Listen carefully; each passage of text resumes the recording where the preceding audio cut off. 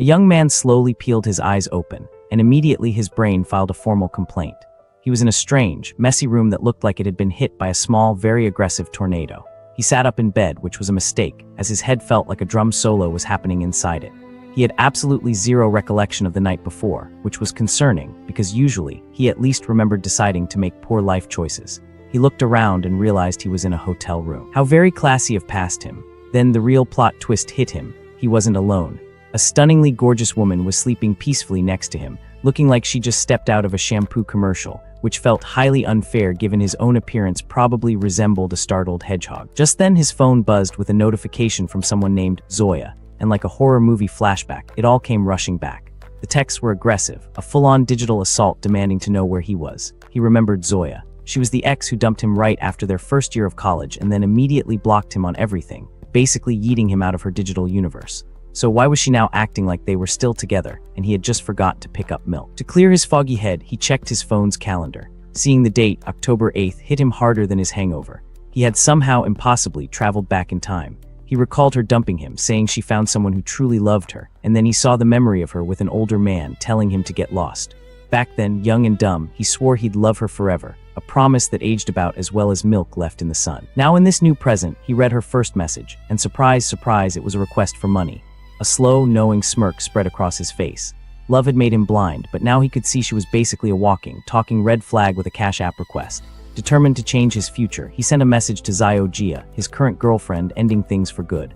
On the other end, the girl flew into a rage, her text practically screaming, asking if he was serious. He replied, cool as a cucumber, that they should go their separate ways. She fired back a classic, you better not regret it. He just laughed because honestly, the only thing he'd regret was not doing this sooner. And then a freaking blue screen popped up out of nowhere, like a Windows update from the Matrix, congratulating him on activating a tycoon system. He was completely shocked, but in a good way. This was it, his life was finally getting a software update. The screen showed his stats and told him he would now earn money every single second, which got him very excited because who doesn't love passive income? Right after that, the system handed him a starter pack, which he accepted without thinking twice, because who says no to a mystery box? He instantly received 10 million in cash, a supercar, a shopping cart, and something called a friendship scanner. After checking his bank account and seeing the very real, very large transfer, he wondered what the scanner was for. Just then, the gorgeous woman beside him muttered something in her sleep, which caught his attention. He got an idea and decided to test his new gadget on her, pointing it in her direction like a weird, high-tech detective. The screen showed the woman's stats, but he was confused by a privacy attribute. He tapped on it curiously, and the system explained it was in very blunt terms the number of partners she had. He realized the number 1 meant he was the very first man in Yushi's life. Whoa. He then remembered that in his past life, after the whole ex-drama, he went to a bar to drown his sorrows and met her there by chance. He recalled finding her drinking alone, looking very upset about something. Their night together wasn't about love. It was just two heartbroken people sharing a bottle and a bed. In that moment of reflection, the beautiful woman beside him finally woke up with a start. She watched him for a second, saw the thoughtful look on his face, and called him a Casanova for sighing and smiling like that. He just stared back with a confident smirk. He leaned in and denied he was thinking about the past, which of course only made her more curious. Then he whispered that his only regret was not meeting her sooner, leaving her completely flustered, her brain short-circuiting like a toaster in a bathtub. Because of his boldness, the system immediately rewarded him with a card and a skill called God-tier tongue technique. He thought that with this new skill, he could take the girl to heaven in an instant, which sounded like a solid plan. He activated his new technique and kissed her in a way she had never felt before, leaving her stunned because the sensation was totally different and way better than the last time. He told her this was just the beginning, and the two of them spent the rest of the night, enjoying the moment, shall we say. The next morning he woke up, stretched like a happy cat, and noticed a stack of cash sitting next to him on the bed. He was completely confused. Did Yushi think he was some kind of escort? He picked up the note and saw it was a payment of 10,000 yuan, which honestly was a bit insulting. He found the girl interesting for paying him, but he regretted not getting her contact information. Then he focused on the card, wondering how it worked, and the system explained it was a cashback multiplier for money spent. Cha-ching. With this power in his hands, he was determined not to waste this chance and to become a famous tycoon. He realized that in this timeline, several major tech companies hadn't even been founded yet, making it the perfect opportunity for him to be the smartest guy in the room. His plan now was to save enough money to buy tons of shares in these future tech giants. Holding the car key, he thought about how the city had no limits on real estate purchases, which was perfect. Suddenly, a beautiful woman approached his car, and he thought about using his cards to buy some properties. The woman sat on the hood of his yellow car, because that's what you do to a stranger's supercar, apparently, and with a smile asked if the vehicle belonged to him. He calmly confirmed it was his and asked what she wanted. She asked for a ride, claiming a pipe burst in her house. Suspicious of her story, he activated his scanner to check the information on the girl named Chen Li. He was surprised by her high friendship level, but her privacy attribute of 28 partners set off alarm bells louder than a fire station on a Saturday night. Inside the car, he turned down her request for a ride, saying that being with 28 other people was a bit much for him. He drove off, leaving the woman in shock and wondering how he knew about her past. She commented on how handsome he was while an old man stood there, completely lost. The old man, ever the gentleman, offered to help the woman with her pipes, saying he had been a professional for 30 years. The woman got annoyed and immediately called him a pervert and a creep. The old guy was confused because his plumbing technique was top-notch, and he didn't get why she was yelling at him. Disgusted, she told him to get lost while he followed her, and the people around them started laughing at the scene. Just then, another man explained to the old-timer that her pipes weren't exactly literal. Surprised by the revelation, he commented on how weird kids were these days. The woman stormed off, running away and complaining about her bad luck and how everything went wrong that day. Meanwhile, our main character arrived at a real estate agency and was greeted by two agents, a newbie and her boss. The manager, judging a book by its cover, thought he was just some rich kid and passed him off to the newbie, Ziosa, so he wouldn't waste his time. With an air of confidence, he stepped out of his sports car and walked toward the agency. The boss encouraged the newbie to go it alone, telling her to just follow the procedure they practiced. The young agent nervously approached him and introduced herself as Zio Shia from the Lianji Real Estate Agency. He just asked her to help him find a house, and she nervously asked about his budget. From a distance, the manager smoked a cigarette and thought the newbie needed to learn how to pick her clients better, probably expecting her to show him shoebox apartments. Inside the agency, she showed him some cheap options, but he asked to see properties in the 1 million yuan range. She was surprised by the amount, but agreed to look them up on her tablet immediately.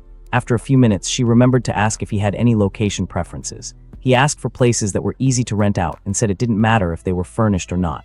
He watched her and thought she was pretty inexperienced, but at least she was sincere, and decided to use his scanner on her. She showed him a few options near a commercial street with varying prices. He remembered that his starter card had a 1 million yuan limit, so he couldn't go over that amount for each one. She asked if he was not satisfied, but he was just thinking about how to maximize the bonus from his card. He asked if the price of the more expensive houses could be negotiated, because if so, he would take all 5. He doubled down, saying that if he could get each one for 1 million, he would pay for it all in cash, leaving her totally shocked. He confirmed the payment and added that he would hire her to manage the rentals for the properties. She was ecstatic about the huge commission she was about to make and promised to get him that price. The manager overheard everything and bitterly regretted misjudging the client, wanting to slap himself for his epic fail. An hour later, the manager, now in a suit and probably sweating bullets, presented the final contract with a total price of 5 million yuan. He signed the contract, saying he trusted her and that he would contact her for future purchases. She was thrilled with her commission and wondered what kind of tycoon he was to already be talking about buying more. The system showed that he received 230 million back from his 5 purchases. With that, his system leveled up, and he started earning almost 1 yuan per second, which is a weirdly specific but satisfying amount. He thought the agent was his lucky star and that he was going to make the most of this new life. He called the woman over to a corner, making her manager very curious. The boss said she should invite the client to dinner as a way of saying thank you. He then promised that if she stuck with him, she would live a life of incredible luxury and comfort. Not knowing what to say, she was completely embarrassed by his bold proposal. She tried to politely decline, but he cut her off and asked for her bank account number. Surprised by the request, she asked why he wanted to transfer money to her. He just said she was his lucky star and that this was a little something to thank her for everything. She was completely lost, having no idea what he was talking about, and just stared at him confused. A few minutes later, she got the notification and was shocked by the amount he transferred. He smiled because to him, that amount was pocket change compared to what he earned with her help. With that, her friendship level with him skyrocketed, and she invited him to dinner as a thank you. He thought about how useful money was for boosting friendship, and how he loved watching the numbers go up. They added each other on WeChat, and she noticed how handsome and attractive he was. This led her to fantasize about a more intimate scene, and she thought she wouldn't mind if it happened, but he just thanked her for her work and said his goodbyes, telling her he was leaving, which caught her by surprise. Not believing what she just heard, she ran after him, desperately calling his name. Already inside his sports car, he smiled and waved goodbye to her one more time. 20 minutes later, he got home and announced his arrival to his mom, who was waiting for him. His mother greeted him with some cold watermelon, because moms are the best, while his dad asked about his graduation trip. He said he planned to go to Madu, because he wanted to check out the area around the university he would be attending. His dad agreed with the decision and asked his mom to transfer the travel money to their son. His mom joked that spoiling him so much would make it harder for him to find a wife in the future. He asked her not to bring that up and thought to himself that he would not let them down like he did in his past life. The next day, he was already on the plane, complaining about having bought the ticket at the last minute. Trying to squeeze through the narrow aisle, he politely asked the other people for some room. He spotted a familiar woman and called out to her. She recognized him immediately. He confirmed that this was his seat, and coincidentally, she said hers was right there too. She thanked him as she squeezed past him to get to her window seat. A guy in glasses popped up out of nowhere, like a creepy jack-in-the-box, and tried to flirt with her, butting into their conversation. Paying no mind to the intruder, he asked the girl to take the inner seat. The stranger complained, saying they couldn't just switch seats on the plane like that. He cut him off, saying they were together, and how they sat was none of his business. Once they were seated, the nosy guy ignored the warning and asked the woman what she was doing in Madu. She replied that she was going for work and then turned to him and asked the same question. He said he was bored at home, so he decided to take a vacation to relax. The guy in glasses introduced himself as Chuan Shen and said he was also traveling to Madu. He offered to give her a ride, bragging that his dad sent a car to pick him up. He declined the offer, saying their hotel also had an airport pickup service. The guy asked which hotel they were staying at and he replied, Aminian. The intruder was stunned and repeated the name of the ultra-luxury hotel that cost billions to build. He doubted it because he stayed there before and knew a cheaper room didn't come with that service, but he said he booked a villa. The intruder was in disbelief at the answer and asked if he was serious about the villa. The woman commented that a single night cost 80,000 and was surprised to learn he was a rich kid. With a smile, he said she was a rich kid too, so she had no room to talk. He remembered that she was the school belle and came from a very famous wealthy family in town. Back then, she was so quiet and focused on her studies that no guy dared to approach her. He was focused on his ex-girlfriend at the time, but heard that her family ran into some financial trouble. In the present, she said with a sad look that she wasn't really a rich kid anymore. He realized he hit a sore spot and quickly tried to change the subject to lighten the mood. To break the awkward tension, they started talking about the good old days in high school. She laughed a little and agreed that their high school days were really fun. With that, he thought he finally broke the ice and decided to use his system on her again. The system screen showed that her privacy was 0 and her friendship had climbed to 75. He wondered if she was already paying attention to him back then, since her friendship level was so high, because apparently he was the oblivious one in high school. After landing, a beautiful woman in a suit introduced herself as his private butler, Wang Yoyan. He was quite impressed with her professionalism, as you would expect from a place like that. He asked where Joy Ying was staying, and she said at a friend's house in Puong.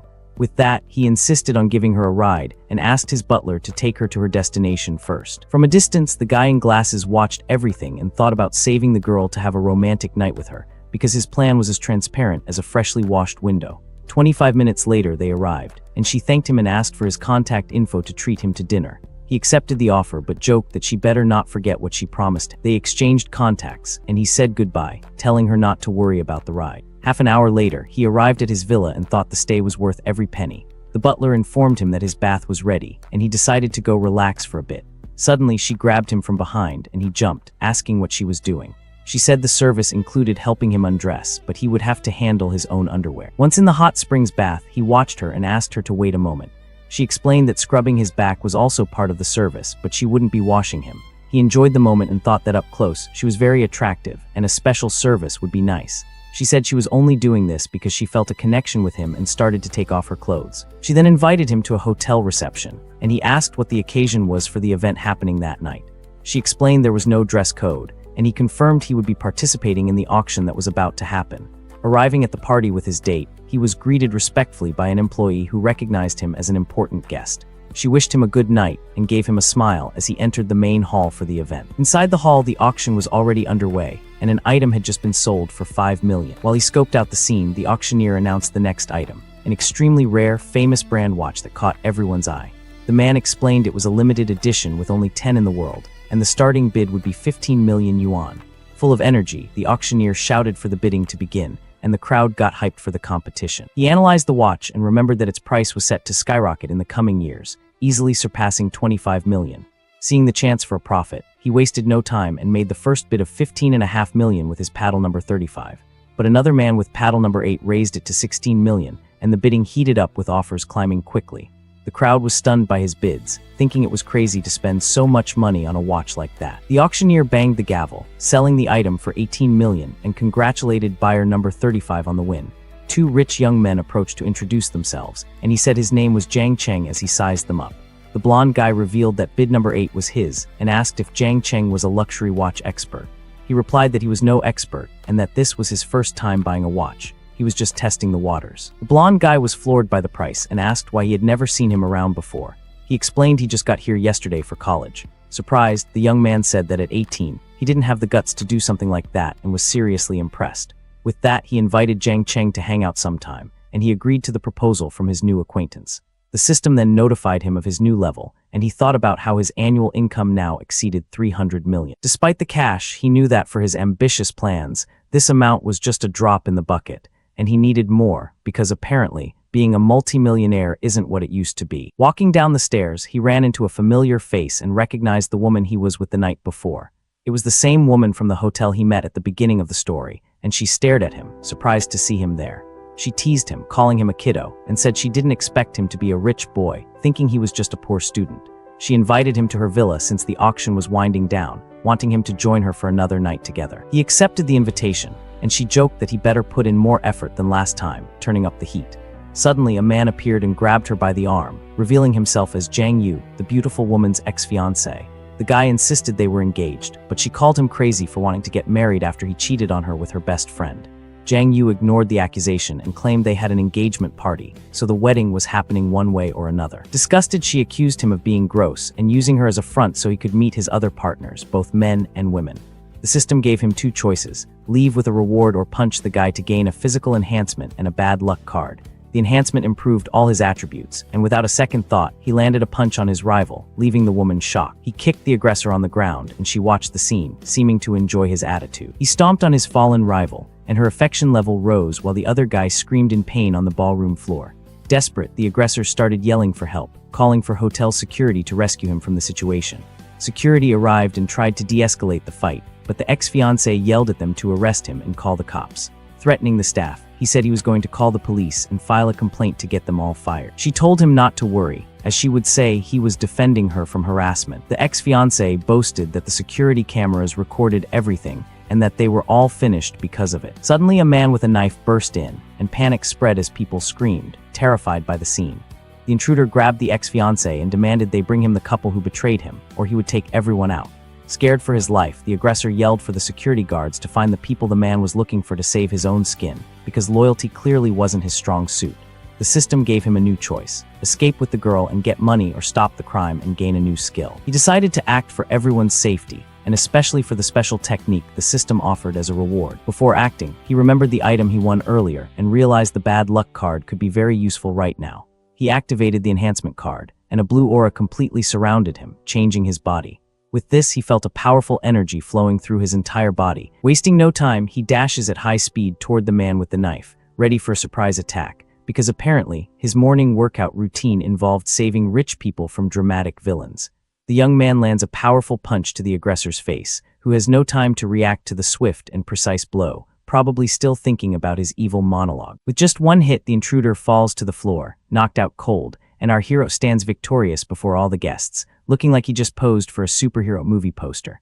The woman is shocked by the scene and thinks that he's not just a rich boy, but a true powerhouse, which is good, because being a rich boy alone doesn't usually win knife fights. The ex-fiancé is also floored by the protagonist's strength and stares at him with a look of pure fear on his face, like a guy who just realized his bluff got called by a nuclear bomb.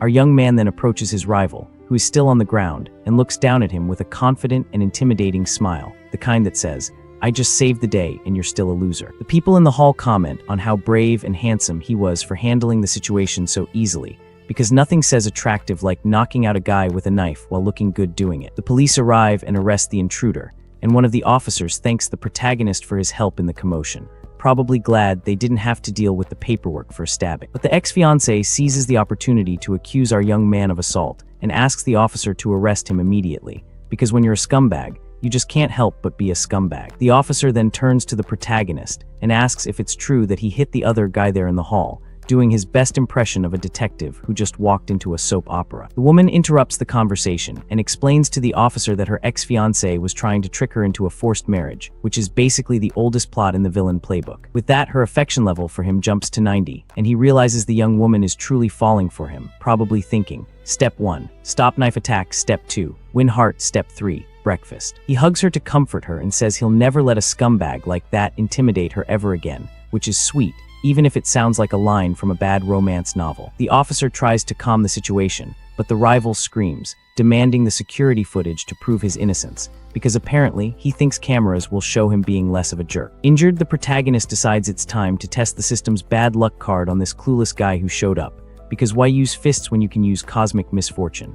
He then activates the item, and an aura of misfortune surrounds the ex-fiancé, who has no idea what's happening, but he's about to find out that karma is a system with a bad luck card. Right after, the guy gets a call from the bank about a suspicious withdrawal of $200,000 from his account, which is never a good start to your day, unless you're the one who stole it. While he's on the phone, a woman runs up and tells him a tree fell on his car, leaving him in a panic, because apparently, the universe decided to use him as a punching bag. The officer asks if he needs help, but the man runs off, saying he doesn't have time to deal with this right now, probably off to find a tree surgeon and a banker who speaks fraud. Our young man says he got what was coming to him, and invites the woman to leave that chaotic place together, because who wants to stick around when the universe is throwing a tantrum at someone else? 5 minutes later in the room, she approaches him worriedly and asks if he's okay or if he got hurt in the fight, because she's sweet like that.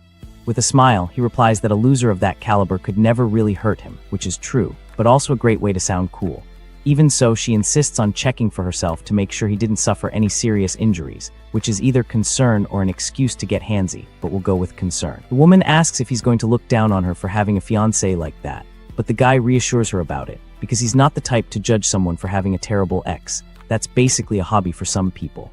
She explains that the engagement was arranged by her grandfather, and that she only found out about his cheating with her best friend later, which is like finding out your favorite restaurant has a rat problem. Devastating and gross. He consoles her, saying she's been through a lot, but now he's there to take care of her and protect her, which is a very noble thing to say while probably thinking about that massage he was promised.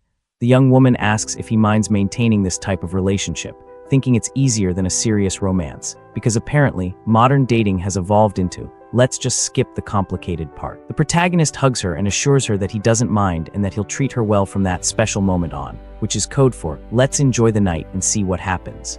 The two then enjoy the night together, and the moment seems to be quite intense for the beautiful woman accompanying him, because when you combine a hero, a villain, and a hotel room, things tend to get spicy. The next morning, two maids are tidying the room, and one of them comments on the stamina of young people these days, because apparently, the sheets told a story. The other lady jokes that she wouldn't be able to work if her husband were like that, and they comment with envy about the young man, because who doesn't want a partner with that kind of energy? Later, at a coffee shop, the protagonist and the woman are having breakfast while he casually scrolls on his phone, because even after a heroic night, you still need to check social media. On the screen, he sees a post from a classmate showing off an expensive watch he got from his mom as a coming-of-age gift, because nothing says I'm an adult like a luxury timepiece from mommy. Our young man then gets an idea and asks if he can borrow her legs for a celebratory photo, which is either the weirdest request ever or genius-level trolling. She asks if it's his birthday, but he explains he wants to post a gift that's different from what his other classmates are showing off, because when everyone else has a watch, you need to up the game. The woman agrees to the prank and calls him a brat as she agrees to participate in the unusual photo he requested,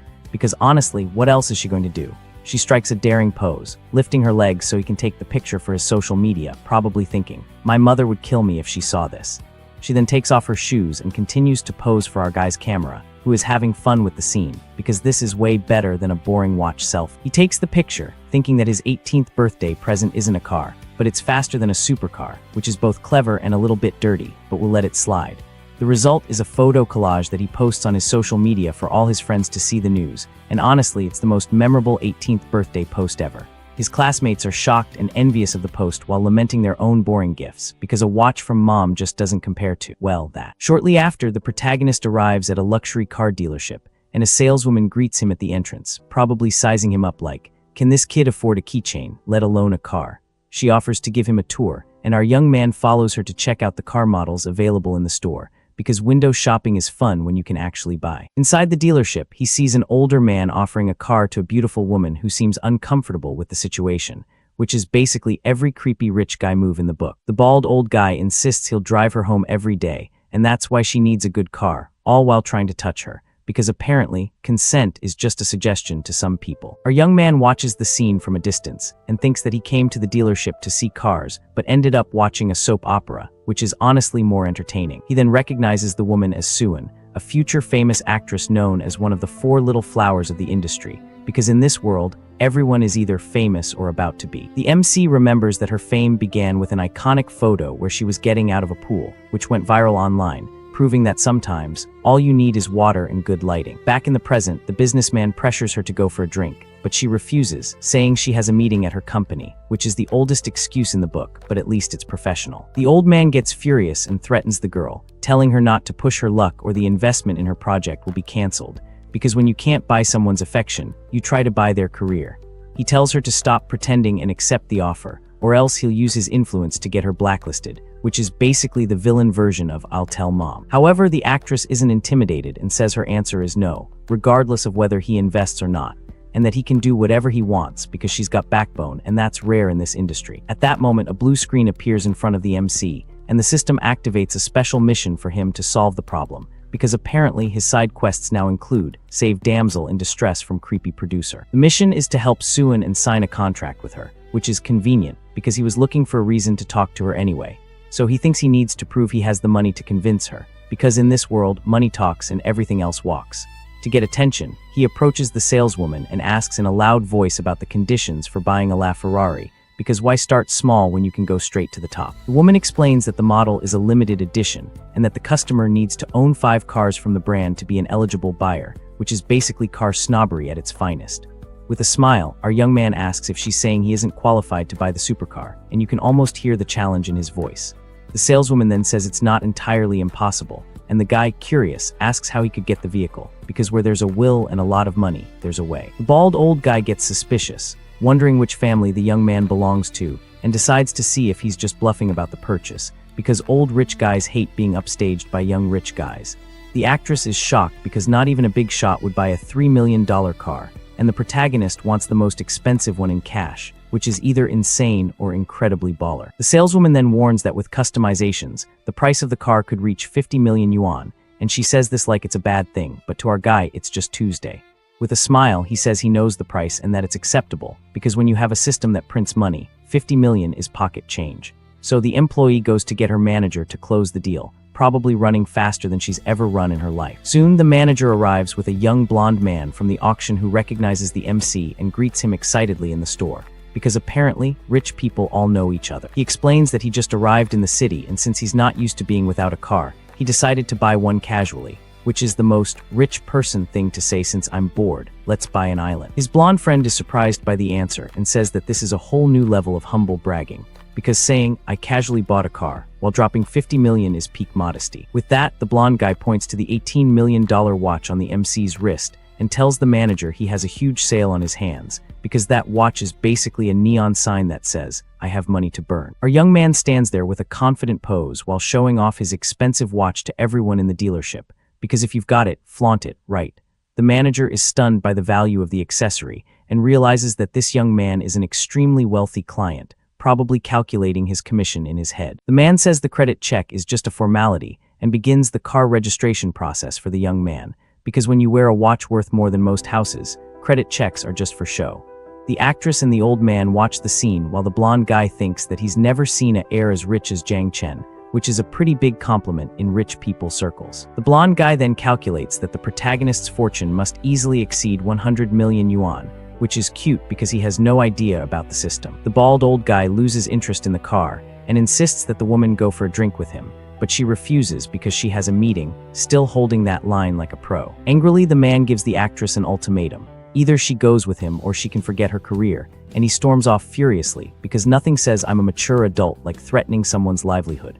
The protagonist then calls the actress by her name, and she turns around, surprised, asking if he's talking to her, because famous people aren't used to strangers knowing their name, unless it's a fan. He introduces himself as Jiang Changjin and says he'll invest in her project since the other guy backed out of the proposal, because he's basically a knight in shining armor, but with a better car.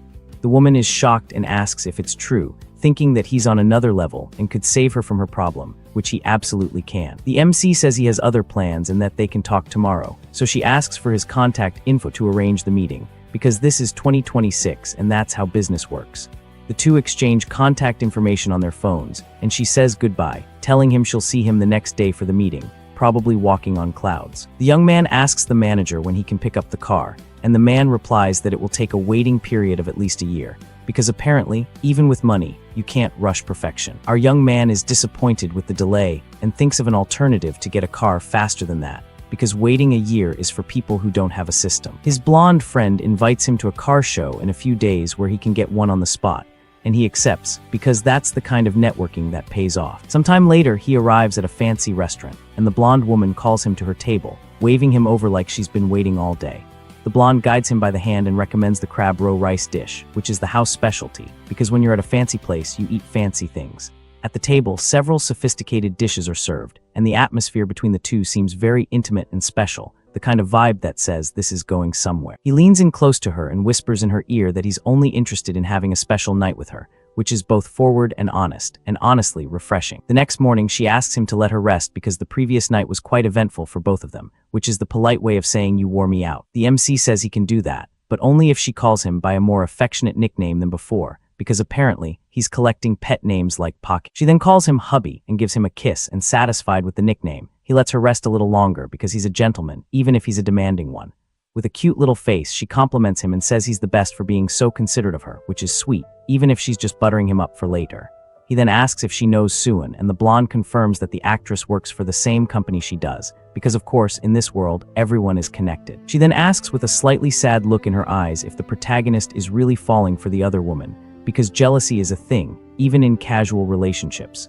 The MC explains that it's not exactly falling for, but that he saw a lot of potential in the actress during their encounter at the car dealership, which is the business-friendly way of saying she's hot and famous. The blonde agrees, saying the company doesn't value her enough, but she has the talent to go far in her career, because even competitors can recognize talent. With that, she offers to help him get closer to the actress and says he can come to her whenever he wants, which is either generous or strategic, but will take it. He calls her silly and assures her that he will treat all of his women well, because when you're a tycoon, you have to manage expectations. So she asks about the investment in the actress, and our young man confirms his intention, but she warns him that to hire Suan, he'll have to open a company and buy out her contract, because nothing worth having comes easy. The MC tells her not to worry, and that he'll put her in charge of the new company with shares and everything, because why not add CEO to his list of titles? She refuses the shares, saying a good salary is enough, and thinks this will boost her career, because sometimes it's not about the money, it's about the opportunity. He gently scolds her, saying there's no need for such formality between them since they're already very close, which is code for we slept together, so let's be business partners. She then moves closer to him and touches his face affectionately, because intimacy builds trust, or at least it should. With tears in her eyes, she confesses that before him, her life felt meaningless, and only now does she feel alive, which is either incredibly romantic or slightly concerning, but he'll take it. While hugging her, he receives a message from the actress asking for the time and place of their meeting, because apparently his phone is the command center for his love life. The next day, with a smile on his face, he thinks that the big star seems to be in quite a hurry to close the deal, because who wouldn't be eager to sign with a mysterious rich guy? Our guy pulls up for the meeting, and the actress greets him, probably wondering if this is a business meeting or a date. She gets in the car and asks where they're headed, and he replies, a luxury hotel for the meeting, because when you're a tycoon, you don't do coffee shops. Once there, she asks about the drama, and he's told it's a small project with a limited budget, which is code for we're making something on a shoestring. Our guy's enthusiasm completely deflates when he hears the low figure of 5 million, and he questions the quality a project like that could possibly have, because 5 million is lunch money to him. So the actress tries to win him over, saying the plot is good and it's a fast turnaround, and she pulls out a script, because that's what actors do. Our boy waves off the script, saying he only cares about investing, because scripts are for people who read and he's a man of action. He then offers to wire the money right then and there, and she's floored, having never seen an investor like him, because usually investors want meetings, not instant transfer. But there's a catch. The young man lays down one condition. She needs to sign with his company as an artist, because why invest in someone else's project when you can own the talent? The actress points out she's already under contract and breaking it would be expensive, which is true, but our guy says that's not a problem, because money is just a number to him. The woman thinks he's handsome but is suspicious of his intentions, wondering if she should accept the offer, because when a rich, handsome guy offers you a deal, you have to ask, what's the catch? This, the actress asks if he even has an entertainment company, and our young man replies that he'll create one if she agrees, because that's how confident he is. He says he knows her current company doesn't value her, so he'll pay the termination fee, and the new agency will be all about her, which is basically every actor's dream. Her friendship level jumps to 50, and she shyly asks if he has any special requirements, because in this industry, special requirements usually mean trouble. He says she needs to be a proper artist without any improper contact with others, but makes an exception for himself, because he's nothing if not honest about his intentions. Her friendship shoots up to 60, and she asks when they can sign because at this point she's sold. Our guy tells her to call him boss because he's earned that title. Curious, she asks how old he is, and the actress teases him about his age, questioning if he shouldn't be 18 instead of 20 since he's so young, which is a backhanded compliment if ever there was one. Our guy smirks and says he was thinking of something else, so she calls him a little devil because he's earned that too.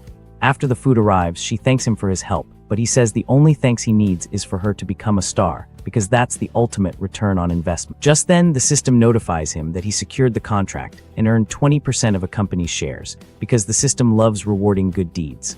While eating, he thinks about telling his parents about his newfound wealth so they don't freak out when he comes home, because showing up with a $50 million car might require some explanation. So he calls his dad, who congratulates him on his sharp eye for investments and the company's quick success, because apparently his dad is also in on the secret.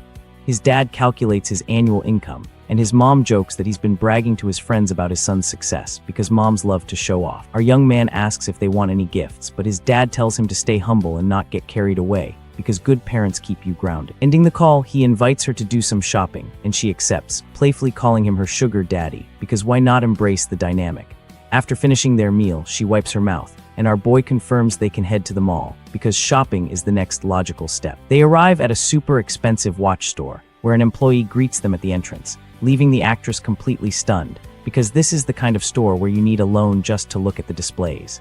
Inside, she spots a familiar face and greets a senior actress named Linru, who's with an older man, because in this industry, you're never alone. The actress asks what she's doing there, and Linru hesitates a bit but says she's just accompanying a friend, which is code for "I'm here with my sugar daddy." The older man comments that the young guy is talented and handsome, and the system analyzes him, showing his stats, because the system is basically a gossip columnist at this point. The old man then asks who the boy is, and the veteran actress explains that he was in one of her old dramas, because everyone's connected in showbiz. The extra then introduces himself as a film investor and offers his card to the actress with our guy, because networking never stops.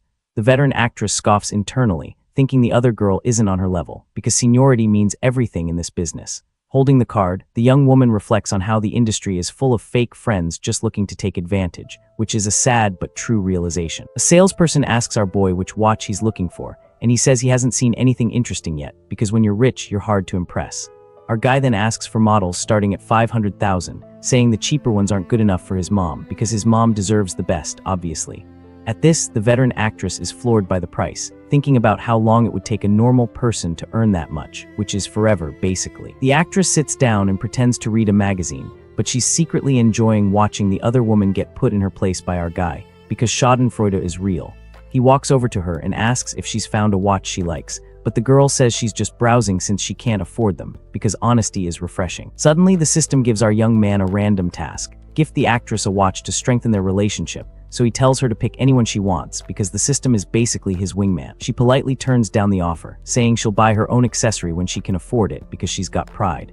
Watching from afar, the veteran actress thinks they're just putting on a show and plans to embarrass them, because that's what bitter people do. The salesperson brings out a selection of expensive watches for our guy and helps him try on the models, because customer service is everything. As soon as one of the watches is on our young man's wrist, it practically glows, and the employee compliments how great it looks, because it's a $50,000 watch. It better look good. The protagonist then asks the girl for her opinion, and she agrees the watch looks amazing on him, because honesty is still a thing. He mentions it's a bit loose, so the actress offers to tighten it on his wrist, leading him to make a pretty cheeky comment, because he can't help himself. The actress gets flustered by his comment, and her friendship level climbs to 70 thanks to our young man's flirting, because apparently cheeky comments work. Our young man wonders about the friendship increase, then stands up and tells the salesperson to wrap up both watches for him, because why buy one when you can buy two? Completely stunned, the store employee asks if our protagonist really wants to buy both luxury watches, because that's not a normal Tuesday. At this, the veteran and the older man are in total shock over the $2 million purchase, questioning if he's just showing off, because that's what poor people say when they see rich people spend. Our guy then asks the actress for help picking a watch for his mom, and the girl points to a very elegant model, because she's got taste. With that, the salesperson praises her choice and details the prices of the watches, which cost over $800,000 each, because elegance isn't cheap. He then asks the girl to try on the accessories so he can see how it looks on her wrist, because he's nothing if not thorough. Our young man remarks that the watches are way better than the cheap model on the woman behind them, who gets furious when she hears it, because that's a direct hit. Ignoring their reaction, our boy asks to have all 4 watches wrapped up and hands over his card for payment, because he's on a roll. Right after paying, the girl gets ready to take off the watch she tried on to give it back to the salesperson. But our guy grabs her hand and tells her she doesn't have to because that accessory is now a gift for her, because he's smooth like that. Completely embarrassed, the actress refuses the gift, saying it's way too expensive for her to accept because she's not used to this level of generosity. He insists, saying it's just a little something and that it's already paid for, so there's no returning it, which is technically true.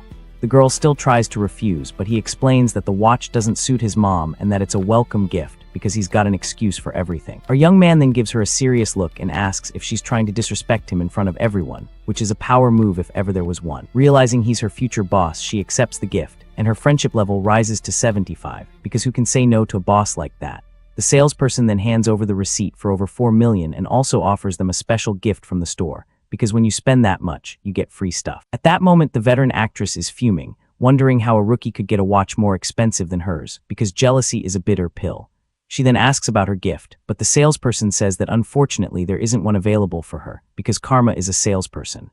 With that, the older man gets furious that his plans are ruined and storms out of the store, annoyed with the whole thing, because his date is now a disaster. The salesperson then asks the veteran if she still wants the watch, but the woman, embarrassed, refuses and leaves because her pride won't let her stay. Just then, the system announces the mission was a success and offers a random cashback reward to our guy, because the system loves a winner. He accepts immediately, and the system congratulates him on getting a return of $13,165,000, which is a pretty sweet return on investment. He then checks his phone, confirms the transfer, and with a profit of $8 million, decides to buy more gifts, because why stop now? They arrive at a handbag store, and our boy asks which model she wants, but the girl shyly refuses the gift because she's still not used to this. Ignoring her refusal, he asks the saleswoman for the most popular models, and the woman shows him 2 bags because that's her job. Our guy then asks her to run his card and buys both luxury bags for the actress without even hesitating, because he's on a shopping spree. The saleswoman informs him the total is $120,000 and tells him he's now a store member with access to future events, because spending that much gets you perks. Seeing him spend so much money, the girl is impressed by the power and generosity of her new boss, because who wouldn't be?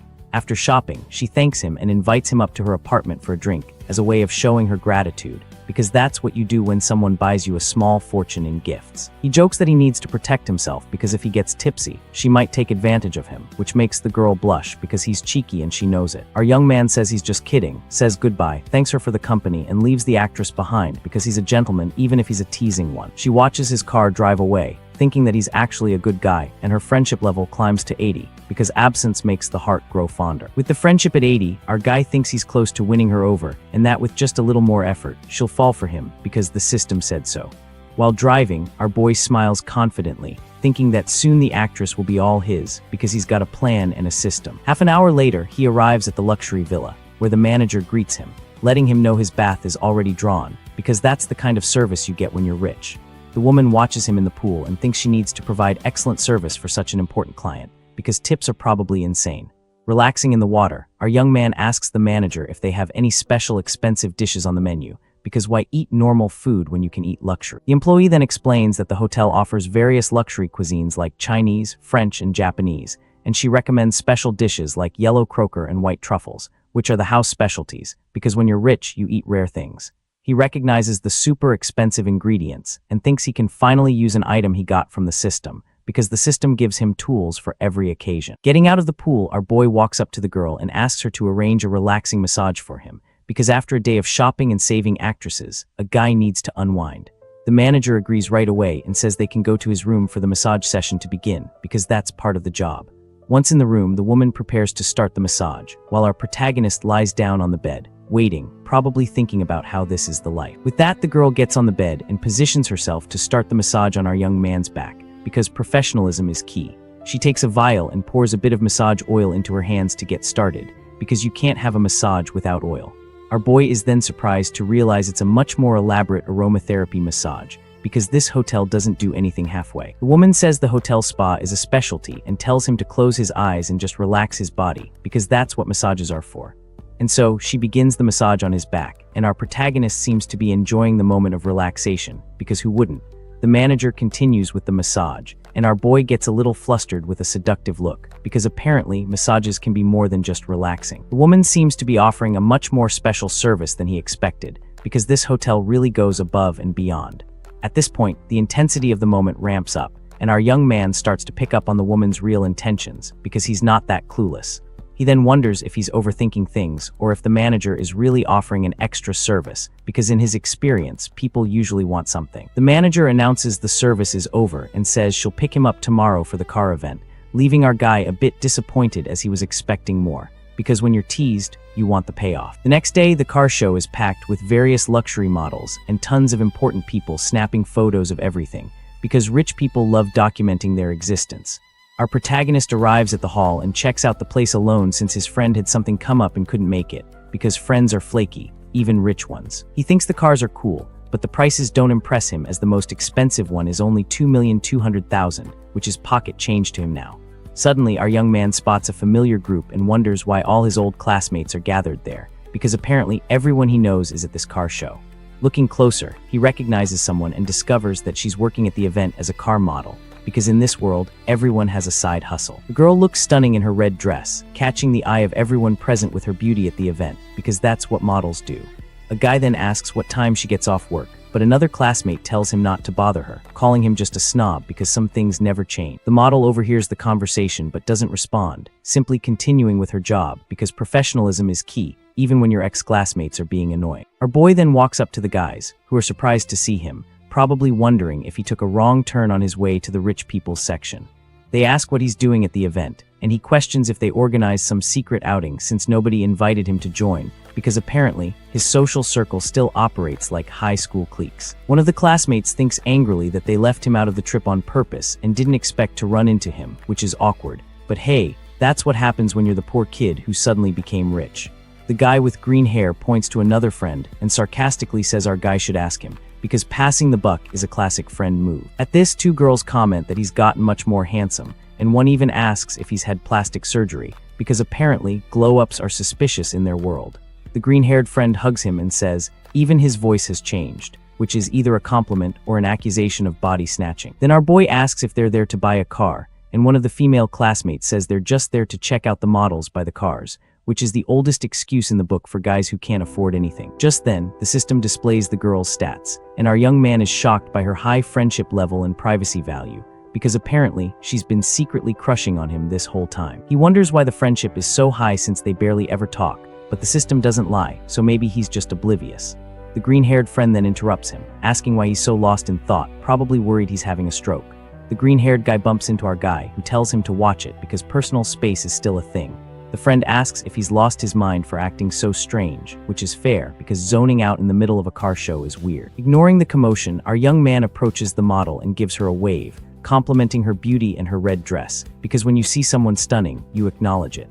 The girl smiles and asks if he's at the event too, and our guy says he's just checking out the luxury cars, as if he's just browsing like everyone else. He then turns to his classmates and asks if they're going to buy a car, but the other guy chews him out for the bold comment and starts talking about the car, because some people just can't handle being called out. Our protagonist compliments him on knowing so much about cars, and the classmate explains the model costs over $5 million, as if that's supposed to intimidate someone who just bought a $50 million watch. With a smirk on his face, he provokes the guy, asking if he's going to buy the car since he knows so much about it, which is basically asking, "So are you going to put your money where your mouth is?" The model then cuts in, telling them to stop because she's working and they can't be making a scene, because professionalism matters, even when your ex-classmates are being idiots. The classmate then uses the situation to his advantage and asks the girl for help choosing a car as a gift for his high test scores, which is the most transparent pickup attempt in history. The girl gets uncomfortable and declines, saying she doesn't know much about cars and suggests he talk to a salesperson, because she's not interested in being part of his scheme. The guy insists on talking to her, and our guy accuses him of using the purchase as an excuse to chat up the girl, because that's exactly what's happening. The classmate challenges him to buy a car, and our young man provokes him by asking if the car comes with the model as a bonus, which is bold but honestly kind of funny.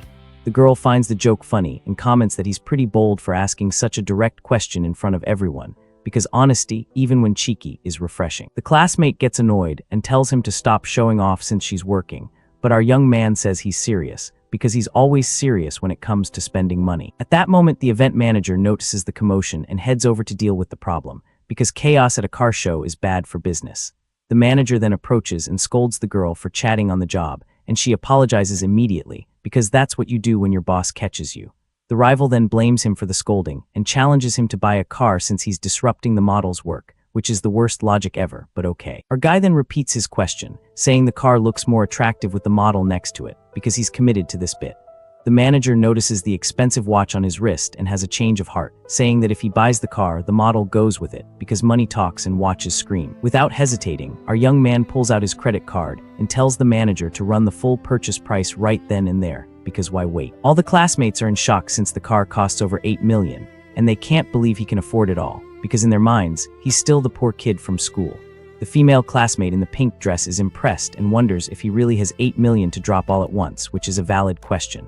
The rival then accuses him of lying just to get the girl in trouble, but our boy calls him an idiot for thinking that, because he's holding a credit card that's about to prove him wrong. With a smile, the manager confirms that the sales commission will be credited to the girl, because when you spend that much, everyone wins. With that, her friendship level jumps to 80, and our guy reminds the manager that the model is included in the car purchase because he doesn't forget details.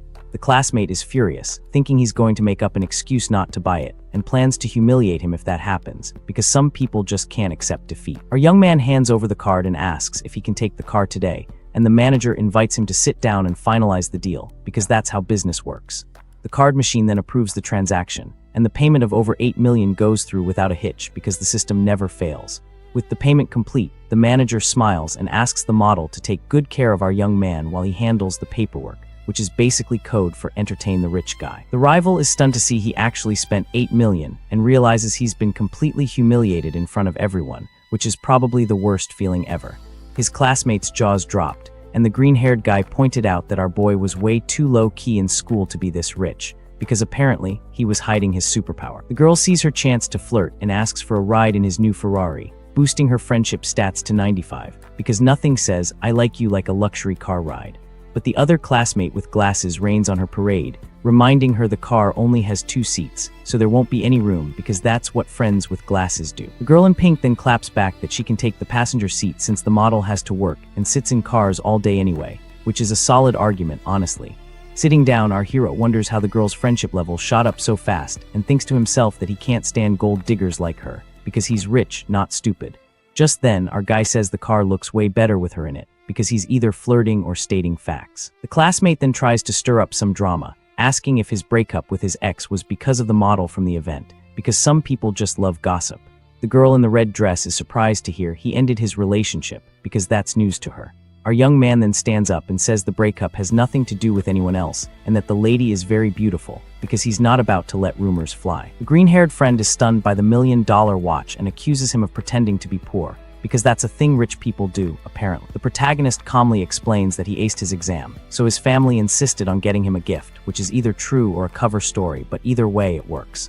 The rival then gets annoyed and changes the subject, saying it's getting late and they should find a place for dinner, because when you're humiliated, you pivot. The gold-digging girl in pink invites our protagonist to go to the mall with her, because she's not giving up that easily. Our guy politely turns down the invitation, saying he already has plans for the evening, but that they can catch up when they're back in their hometown, because he's not completely shutting her down. The girl in the pink dress accepts his offer and tells him to hit her up as soon as he's back in Ranch King City, because she's persistent. Meanwhile, he says goodbye to the model from the event, telling her he's going to check out some other places, because one car isn't enough. He approaches the model and suggests they hang out some other time since they're classmates, because networking is key. Meanwhile, a saleswoman approaches our young man and asks if he's interested in any other cars, then points to another luxury vehicle, because salespeople know a good customer when they see one. Our guy then pictures a romantic scene inside the car and thinks the vehicle would be a perfect match, because apparently he's also a hopeless romantic. With that in mind, our MC gets thoughtful and carefully weighs his options, because even with money, you have to think about these things. He then asks for the car's price, and the saleswoman reveals it costs $9.5 million, which is basically pocket change at this point. The woman offers 3 years of maintenance, but our young man cuts her off and says he'll take the car, because he doesn't need perks when he has a system. He then asks about a delivery ceremony, and the employee assures him she can arrange a big celebration for him, because that's what rich people expect. Our protagonist declines the ceremony, explaining the car is a gift, so he'll just send the address for the vehicle's delivery, because he's low-key like that. Pink-haired streamer is live streaming and showing off the luxury car to her followers, because content is king.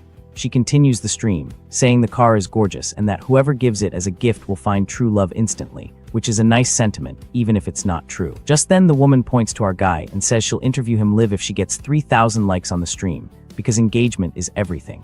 Seeing the streamer just standing there, another employee approaches and asks if the young lady is placing an order or just browsing, because that's their job. The pink-haired girl awkwardly replies that she just wanted to take a look at the vehicle, which is the universal sign for "I can't afford this." Because of this, the saleswoman asks the streamer for proof of assets to be allowed to stay there, because some stores are snobby like that.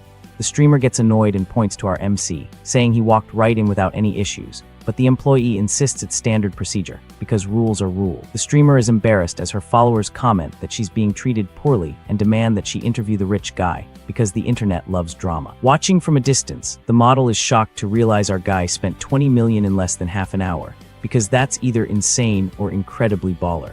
She then reflects that even before her family's incident, they could never spend money so lavishly, because 20 million in half an hour is next level. 2 hours later, our MC stretches as the car's paperwork is all sorted out, because buying cars is exhausting, apparently. A manager hands him the keys and asks about the license plate, so our young man thinks it might be hard to get a special one, because bureaucracy is a thing. Just then, the system pops up and gifts him a custom plate with his initials, and he finds that very thoughtful because the system always delivers. An employee then approaches to help him with the new plate registration, and our guy agrees to proceed, because why not? Upon seeing the plate, the manager is gobsmacked as it has the client's initials, and he's never seen anyone with so much pull because custom plates usually take time and connections. Our protagonist then tells the man not to overthink it, and that he just reserved the number in advance, which is a solid cover story. The manager praises our young man's incredible luck, saying the choice of plate was very meaningful and impressive, because flattery gets you everywhere.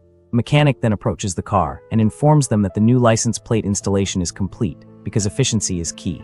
Seeing the VIP treatment, the manager speculates that our guy must be related to some big-shot politician or tycoon, because that's the only explanation for such treatment. A few minutes later, the model walks up to our MC and thanks him for everything that happened during the day, because he basically made her career. The woman then invites him to dinner, saying she's about to get off work and that it's on her, because gratitude is best expressed with food. Our young man starts to reply, but his phone rings, and a smirk appears on his face because he knows drama is coming. Then our guy answers the call with a hello for the person on the other end of the line, because that's how phones work. On the other end of the line, his friend is crying his eyes out, saying he broke up with his girlfriend and needs to grab a drink with our guy, otherwise he's going to jump in the river in despair, because apparently breakups are that serious. Our MC is shocked by the news because that's heavy. All of a sudden, he gets a text from his buddy who just got dumped and wants to go drinking, because modern communication is redundant. Because of that, he ends up having to postpone his date. The girl agrees to reschedule, no problem. Arriving at the bar, our guy finds his green-haired friend drinking alone and teases him, asking if he was still planning on jumping in the river. The green-haired dude complains that he got totally played and feels awful because the girl he liked was just using him the whole time, which is a classic heartbreak story. He explains that when the other guy went to the restroom, she followed him, leaving him completely heartbroken. But our MC, already tired of all the drama, tells his friend to just get straight to the point and explain what really happened. The green-haired friend then confesses that he followed them both and saw them making out in the hallway, which completely crushed him. Our guy points out that they were never actually together, so there's no way he could be heartbroken, but his friend begs him not to be so harsh. With that, our guy tries to cheer his buddy up, saying the girl is no good, and that it's better to just let the other dude have her. He then reveals that he heard from a friend that the girl's personal life was a total mess, and that he had tried to warn him before. Our guy says he must have hit his head and proposes a toast to forget the whole thing and drown their sorrows, because alcohol is the traditional remedy for heartbreak. An hour later, our protagonist helps his friend get a taxi, and the drunk buddy promises he'll have his back if he ever needs it. Right after, our young hero calls for a private driver on his phone to take him home in his new sports car. Just then, a woman walks up and tells him to get away from her boyfriend's car, because there's no way he could afford to pay for it if he scratched it, which is both rude and incorrect. Our guy just looks at the woman with a confident smirk, clearly amused by the situation and thinking about how to respond. The woman, realizing her mistake, asks why he looks so much like her boyfriend, which is the weakest excuse ever. He shoots back, "Well, you don't look much like my girlfriend," because he's quick with a comeback. She finds him funny and compliments his voice, saying he could probably drive that car with just one hand, which is either a compliment or a weird flex. The girl then makes a bolder move, asking our young man if he wants to have some fun with her because she's nothing if not direct. But our protagonist cuts her off, saying he's not interested and that he doesn't even have any classmates around. Suddenly, the streamer from before shows up and introduces herself as the driver he requested, because timing is everything. Her name is Kia Yin, and she's doing a live stream while she works. The viewers immediately recognize our guy from the auto show because he's becoming famous. Our guy jokes that she has to pay to take his picture and grabs her phone with a confident look because he's a tease. The streamer apologizes, saying she forgot and looks a little embarrassed because she got caught. She explains that she works as a driver at night and asks if she can film his car for her followers. The streamer gets super excited to show the car to her followers, talking about how fast the model is. The live stream chat starts blowing up with comments about the car's license plate and how lucky the streamer is to run into a rich guy like our hero. The first woman then offers to be his driver for free, trying to get another shot with our protagonist, but our young man turns down her offer, saying that free things usually aren't that great, because he's learned that lesson. He then asks the streamer if she actually knows how to drive a supercar. Handing her the keys, the girl assures him that she's driven plenty of sports cars since she used to be a car blogger, and the system displays her info with zero privacy. She asks if she can stream while driving, promising the camera will only focus on her, and he doesn't mind the broadcast. So our young man agrees, and they take off with the girl holding her phone to continue her live stream, because multitasking is a skill. The streamer tells her followers that she's super nervous and excited to be driving such an expensive car and that she needs to focus, because crashing a $9 million car would be bad.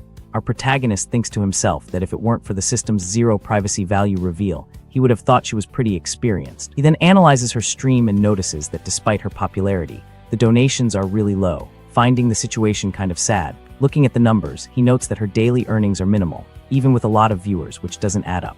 Our young man finds it strange that she makes so little with so many followers and suggests she should just focus on being a driver to earn more. The streamer explains that she's not good at asking for donations and can only make content by showing off cars in the city to entertain her audience. Curious, she asks why the manager at the auto show was so attentive to him, and our guy says it's because they saw him buying another expensive car earlier. The girl is shocked to learn that he bought the car that very day and looks at him with a mix of surprise and admiration. With that, she floors the accelerator, and the live chat goes absolutely wild at the display of our protagonist's power and wealth. Arriving at the destination, she hands back the keys and he compliments her driving, saying he'll call her again when he needs a ride. The streamer thanks him for the compliment and is visibly happy with his approval, seeming a little charmed by our young man, because who wouldn't be? She then asks what kind of streams he usually watches, and our guy replies with a smile that obviously he likes watching pretty women. With a hopeful expression, the streamer offers herself as an option and asks for a little support to help her climb the platform's rankings. Our young man jokes that he's never heard of a free donation account, leaving the streamer a bit embarrassed. So she suggests that he could invite her in for a glass of water, because that's a classic move. Realizing she's trying to use the situation for her stream, he decides to tease her a bit, asking what kind of water she has in mind, and the streamer gets completely flustered by his direct question, thinking how the situation feels like a scene straight out of a movie or a novel. With her face blushing and breaking a sweat, she's left speechless by our protagonist's boldness. The girl then realizes there are only two possibilities for what could happen next, and she's nervous. So he turns her down, saying the water at the hotel is kind of nasty, but promises to grab her a coffee next time they meet. The streamer is bummed out, wondering why he went cold on her all of a sudden, thinking maybe she's just not his type. Then our guy says his goodbyes, and her friendship level climbs to 60. He figures it'll be a piece of cake to ask her out later. Just then, he gets a text from an acquaintance wanting to do a fancy dinner. Back at his hotel, he tells the manager to whip up a feast for 5 people using only the most high-end ingredients, because why eat normal food? The manager lets him know that the fish he ordered costs about 1 million yuan each, and that's just for the medium-sized ones at the hotel. Our young man tells her to use some common sense, as he doesn't want to look like some tacky new money guy ordering 10 of those fish at once. Half an hour later, we get an outside shot of the villa where the dinner with his new acquaintances is about to go down. His guests arrive and are blown away by the feast, commenting on the 2 super rare fish on the table, because that's not something you see every day. One of the guys is floored, saying, "Those 2 fish are worth as much as a car," and wonders how they could possibly be so expensive. The manager then explains that the Chinese bahaba fish is one of the most expensive seafoods in the world, and on top of that, she mentions the Italian white truffles and reveals that the total cost of the meal is over 3 million yuan. At this, one of the female guests is stunned, saying that with that kind of money, you could buy a mansion back in her hometown, because perspective is everything. Our protagonist tells everyone to relax and dig in while the guests thank him for the evening. After dinner, a friend invites him out for drinks, but our hero turns him down since he'd already been drinking with a buddy at the bar earlier. The friend then schedules a party for the next night, and the group says their goodbyes, waving to the protagonist. With that, the manager approaches and informs him that the bill with a discount came out to almost 3 million yuan, which is a lot, but whatever. The system then congratulates him on a 149 million yuan rebate that's been deposited into his account, because the system loves giving money back. Our young man is shocked, thinking the dinner was totally worth it since he made a huge profit from the feast, because that's the best kind of dining. The woman confirms the payment and says her goodbyes, telling him to call if he needs anything at the hotel. Back in his room, our hero grabs his phone and hops on the streamer's live feed to check out her profile. Watching the stream, he notices the girl has a high attractiveness score, something he hadn't picked up on before because sometimes you miss things. Then the system gifts him 3 million coins, and his account on the platform levels up to 65. He decides to change his username to Dinghai Shenzhen and drops a comment in the pink-haired girl's live chat, because why not? The streamer is in shock seeing such a high-level account on her stream, having never seen anything like it. She welcomes him and explains there's a big guild battle happening that night. The popularity battle kicks off, and the girl faces off against another woman in a donation showdown on the stream. Our protagonist uses his system to analyze the opponent and discovers she has pretty low stats. He's confused by the rival's beauty score and thinks his friend should win this battle easily. The opponent then taunts the girl, saying she got lucky to run into her and that she's going to win with no effort. The girl laments her bad luck, saying she needs to win or she won't be able to make rent for her apartment. The rival then mocks her and tells her to ask her biggest supporter to go easy on her in the competition. With that, the system gives our hero a mission. Help the streamer win in exchange for a huge rebate because the system loves missions. The streamer then tries to be alluring and asks if her big supporter has any special requests for her because she's willing to work for it. Our young man blushes, thinking that now things might actually change between them because he's hopeful. She then asks her followers for donations to pay some medical fees and liven up the channel because that's a common streamer tactic. The girl rolls her eyes at her fans' comments who don't feel like spending money on her stream because fans can be cheap. She quickly changes her tone and praises her viewers, saying that everyone there is super talented because flattery works sometimes. The protagonist then decides to start the fund and resolves to donate 5 weak chickens to her because he's starting small. With a smile, the streamer thanks him for the donation towards the medical fees she asked for, but inside she's floored, thinking that such a powerful account was being stingy by donating only 1 yuan because expectations are high. The battle continues and the girl sighs in frustration, seeing her opponent is winning by a landslide because that's demoralizing. Just then, our hero sends 3 super rockets, which are the most expensive gifts on the platform because he's upping the game. The streamer's jaw drops when she receives the gifts since each rocket costs 2,000 because that's serious money. She thanks him profusely and the scoreboard completely flips, leaving her opponent totally speechless because that's a comeback. The opponent is furious, wondering how such a powerful donor appeared out of nowhere to help her because that's not fair. The rival thanks the donor and asks him out, leaving the other streamer feeling awkward because that's a power move. Pink-haired girl starts singing a song way off key to cheer up her donor because she's trying her best. Our protagonist watches the whole thing with a smirk and tells her to do whatever she wants on the stream because he's enjoying the show. Meanwhile, her opponent is in tears, begging her top supporter not to lose the battle because she's invested. And with that, the battle between the 2 streamers finally kicks off for real on the platform. The opponent celebrates like crazy after getting 3 rockets at once and thanks her benefactor because she's back in the game. Seeing this, our hero finds it amusing and decides to send 3 more rockets to his friend because he's competitive. The rival then panics and warns her supporter that the other donor is catching up because she's nervous. With that, she gets 5 more rockets and thanks him profusely while the other girl looks defeated because momentum is everything. Our young guy gets a kick out of the situation and wonders what the pink-haired girl will do now because he's curious. The pink-haired streamer is so confused, she even asks if her stream froze from all the gifts because that's how overwhelmed she is. Suddenly, 20 rockets pop up all at once, leaving her completely stunned by the donation because that's insane. Her opponent just stares at her screen, speechless, wondering if the other girl's benefactor is even still there because that's a lot. The girl is floored when she realizes she got 20 rockets and might have just won the round because that's a game changer. The rival then appears looking all gloomy and humiliated after losing the battle in a landslide, because defeat is bitter. Her stream then surpasses 10,000 viewers, and the girl is blown away by the number of people watching, because that's a milestone. She thanks our young guy profusely and asks what he'd like her to do now on the broadcast, because she's ready to perform. Our hero thinks the beauty filter makes her look weird, so he asks her to turn the effect off, because nothing says mysterious donor like demanding to see someone's real face. This makes the girl nervous, and she says she might scare him off if she shows her real face, because we've all been there, worried our pores will send someone running for the hill. Even so, she decides to turn off the filter, already bracing herself for the nasty comments that are sure to follow, because the internet is a cruel place. When she turns off the effect, everyone is shocked by her real beauty and floods the chat with compliments, because apparently, she's been hiding her superpower behind a digital mask. She's surprised to get fans and praise instead of the hate she was expecting, which is probably the first time the internet has ever been nice to anyone. So she asks the donor for help to win 1 more round so she can keep streaming next month, because rent doesn't pay itself. And so, the second round of the battle begins, and her opponent is now a blonde girl with hair just like the main character from Sailor Moon, because apparently anime is a valid life choice. The new rival introduces herself and compliments the other girl's supporter, saying she's super jealous of him, because even streamers get jealous of other people's luck. Next, the blonde tries to flirt with the other girl's benefactor, inviting him over to her own stream, because when you see a whale, you cast your line. The battle then starts, and the pink-haired girl asks her supporter not to let her lose, because she's counting on him. The opponent gets 5 planes and 30 hearts from her donor and thanks him a ton, because that's a decent haul. Our young guy thinks that donation is weak, and decides to send 5 rockets just to mess with the other dude, because he's competitive like that. The pink-haired girl thanks him for the 5 rockets and says our young guy is a true god, because in the streaming world, that's the highest praise.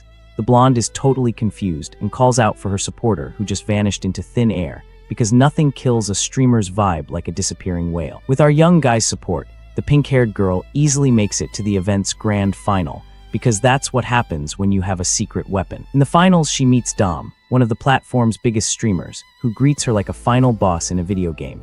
The pink-haired girl is shocked to find out her opponent is one of the site's big 3, because that's like being in the championship match against a pro athlete. She says she doesn't have any talents, so her rival decides to kick things off with a little dance for her supporters, because when you're a top streamer, you perform. The opponent thinks to herself that she's already done her research and knows a mysterious donor has spent almost 800,000 because she's strategic. With that, the woman starts a pretty daring dance to impress the stream's audience. She continues her sultry performance near the microphone to heat things up, because why not go all out? 2 minutes later, the dance is over, and the streamer blows a kiss to the camera, full of confidence because she knows she killed it.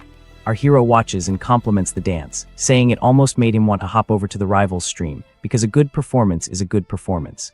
Seeing this, the pink-haired girl gets sad and asks if he's going to abandon her now, because she's emotionally invested. The MC smiles and jokes about the rival, calling him bro, saying that if it were a group activity, he might consider it, because he's cheeky like that. Suddenly, a suggestive thought bubble shows the two of them together, and the pink-haired girl looks surprised, because her mind went there. She gets all red and flustered at the group activity idea our young guy suggested, because that's not something you hear every day. The girl in pink thinks she's going to need some help to win, as the chat points out her opponent has already hit 800,000, so she begs our hero to save her, promising to learn any dance he wants to see, because desperation makes you bold.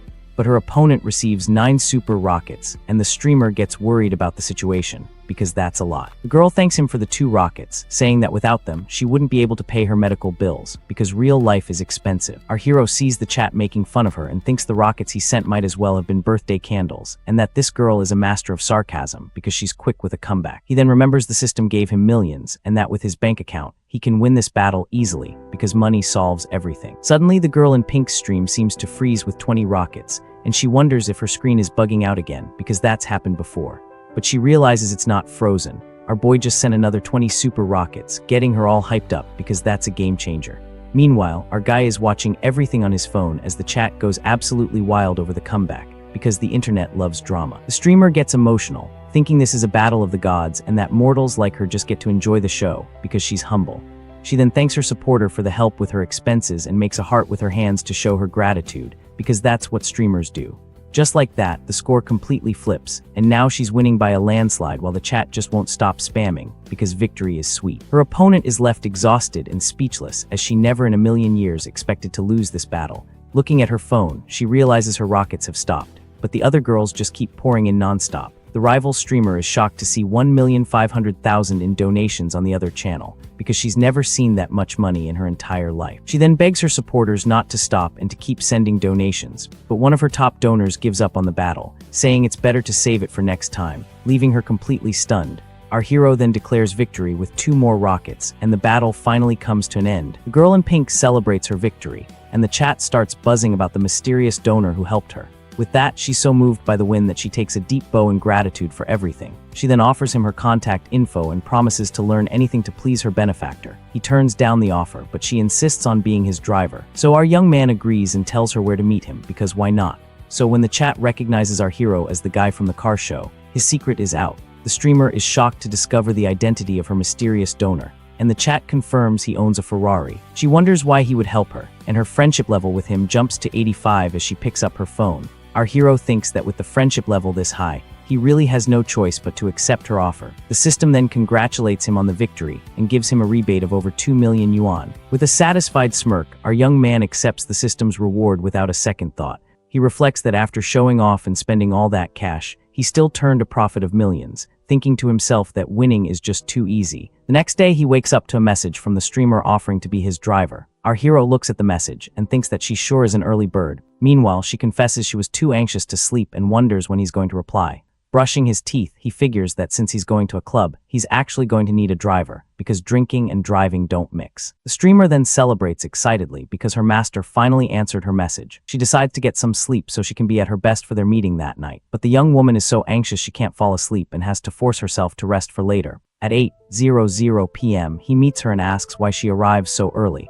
and she replies that it's her duty. She then tells him about the club, and he asks her to take him there to check the place out. Arriving there, two women comment on how handsome our hero is, and that his watch looks expensive. Our MC is the G after all, so it's expected. Inside the venue, a bunch of girls are checking him out, and one of them says she's going to make a move on him. Suddenly, a girl in a bunny costume stumbles and conveniently falls right into his arms. She apologizes and thanks him, and our young man thinks they're being pretty intense, considering he hasn't even made it past the entrance yet. Two other girls watch the scene and plot to take the MC to a private room to have some fun. The streamer watches from a distance as our hero gets surrounded by a crowd of beautiful women. Not knowing what to say, she feels a pang in her chest and decides she can't take this situation for one more second. With that, she pushes her way through the crowd and grabs our hero's hand. Then she announces to everyone that he's already taken, leaving the other girls completely stunned by her bold move. Just like that, the other women walk away disappointed, saying they'll just find another target at the party. He pulls her closer and asks, "Since when am I taken?" leaving the girl totally flustered. She explains that she just saw he couldn't turn them down and wanted to help so he wouldn't get any funny ideas. Our hero thanks her, but says that next time it won't be necessary, and that he was doing just fine on his own. At that moment, a friend of his shows up and asks if he wasn't spooked by the mob at the entrance. His buddy jokes that the first time he came, it wasn't this wild and asks who the lovely lady with him is. He introduces her as his driver, and the friend says there's no problem with her joining the party. The acquaintance then says the three of them are going to have a blast. The girl is left speechless and blushing beet red over the whole situation. The group then enters the party, and our hero strolls through the main room filled with lights and people dancing. Suddenly, a woman calls out young Master Jang, and the group stops to see who it is. It was a group of women who greet him, all calling him young Master Jang. With a smile, he waves back and says the party setup is perfect for their night out. The friend then asks the manager to bring 2 bottles of some expensive booze to get the party started. At this, the streamer is visibly impressed, commenting that she's only ever seen that drink in videos online. The MC jokes with his buddy, saying the drinks are nothing compared to the fish he had for dinner. The acquaintance then reveals to the girls that our hero's dinner cost a whopping 3 million. The ladies are completely floored by the absurd price of the meal and can't believe what they're hearing. Right after, a few waitresses in bunny outfits bring the drinks over to the group's table. The drinks are poured into their glasses, and the group's party finally gets going for real. A young woman named Zioking makes a toast with our hero, and the system takes the opportunity to analyze her stats. The MC is surprised by her high attributes, thinking to himself that she's a first-class rarity, and the two clink glasses and get ready to enjoy their night at the club. Seeing the scene unfold, the streamer once again feels that strange, tight, suffocating sensation in her chest. She gets jealous, wondering why her biggest donor is now with another woman, so she walks right up and offers a toast to our protagonist as well. Our hero offers the streamer a drink, telling her to have some to unwind after the long night. She refuses, saying she still has to drive, and he teases her, asking if she thinks she can still handle it. He leans in closer and asks if she wants a better look since she seems to be having trouble seeing. Our hero thinks to himself that his main objective for the night is the other girl, so he needs to brush the streamer aside for now. Just then, Zia Chung stands up and says she's going to go dance for a bit, but she'll be back later for a drink with him. The MC wraps his arm around the streamer and tells her to let him get a better look at her when he gets back. She gets all flustered, thinking that streamers are supposed to be demure and modest. With that, she shoves him away and asks if he thinks she's that kind of easy girl. He gets annoyed, thinking he spent millions on her and now she's playing hard to get. Our hero then stands up, leaving the streamer sitting there completely confused by his reaction. Seriously, folks, she must think our guy is some kind of fool because he's not. Then our boy looks over at the dance floor where Zioking and another young woman are pole dancing. Zioking dances sensually and then asks him what he thought of her performance. Another girl also approaches and asks for his opinion on her dance moves. Our hero compliments them both, saying it was incredibly energetic and that even his friend was applauding their performance. The girl in red gets closer to him and says she would really like to get to know him better. The girl in the red dress gets closer to our MC and says that just hearing him talk is getting her all fired up. The other girl scoots in closer too, and says he can't play favorites cause she's dying to get to know his friend too. With both girls on his arms, our MC thinks to himself that wherever you've got women, you've got a war. One of them asks what he does for fun, and the other chimes in that she'd rather just stay home and watch some movies. He feels like he's caught in the middle of a storm and has no idea how long his sanity will last. So he just says he likes the idea and that the three of them can watch a movie together later, 'cause hey, the more the merrier. The whole group makes a toast to our MC, and his buddy and Kyoin just watch as the girls praise his sense of humor. The blonde friend tries to toast with him, calling him bro. Meanwhile, Kyoin tries to cut in but can't get a word in. The two new girls get even closer to him, both saying they want to toast with him. Kyoin gets pretty salty and wonders if he's ignoring her just because she said she wasn't an easy girl. She keeps thinking that even though she's not easy, if he had actually proposed something serious, she would have considered it. Kyoin is fuming because she came ready for the night knowing something was supposed to go down. But since she's never done this before, she didn't know what to say or do, and she's bummed he didn't give her a little more time. He thinks to himself that the plan worked perfectly. Kyoin's score hit 90, reaching the exact limit he wanted. For the next 2 hours, he drank and joked around with the two girls, not paying Kyoin any attention, not even for a second. And just like that, it was time to go. RMC's friend says his goodbyes, while one of the girls says that next time they'll continue the party to watch that movie. From across the street, Kyoin waves from inside her car and yells, "Boss over here." He then opens the door to a taxi and puts both of the girls inside the vehicle. The two girls look totally confused inside the car, wondering what's happening.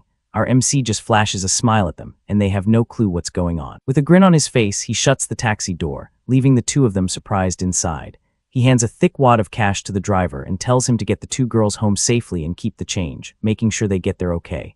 The taxi then drives off, leaving him all alone in the middle of the street as he watches the car pull away. From inside the cab, the two girls scream his name, wondering what the heck is happening. He then walks over to Kyoin's car and asks what she's doing just sitting there, and if she's his designated driver. Half an hour later now in the hotel room, he questions the girl, wanting to know why she came into his room. Kyoin says it's already super late and it's dangerous to get a cab, then asks if she could maybe sleep there for the night. While wiring her money for a cab, he teases her, asking if she didn't just say she wasn't that type of easy girl. The streamer gets all flustered and says that was just something to say. He then tells her to call a cab and go home. Kyoin refuses to leave and gets closer to him in the room, saying she's not going anywhere. He then says it's fine if she doesn't go and tells her there are plenty of rooms there and she can pick whichever one she wants. The pink-haired girl asks if she can't just sleep with him since the bed is so big. He replies that he's not used to sleeping with strangers. The streamer then sits on the bed, thinking everything is going according to plan. She figures all it needs is one final little push, and that if she doesn't make a move, he won't. We see their feet getting closer, and it looks like it's going to be a long night.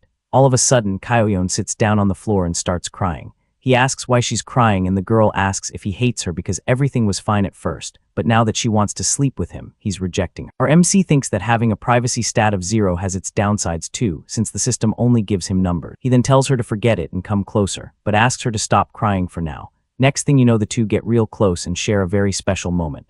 30 seconds later, things are only getting more intense. Holding his hand, Kyoin confesses her feelings and says she truly likes him. The story explains that she fell for him the moment she found out he was Dinghai Shenzhen, her mysterious benefactor from the stream.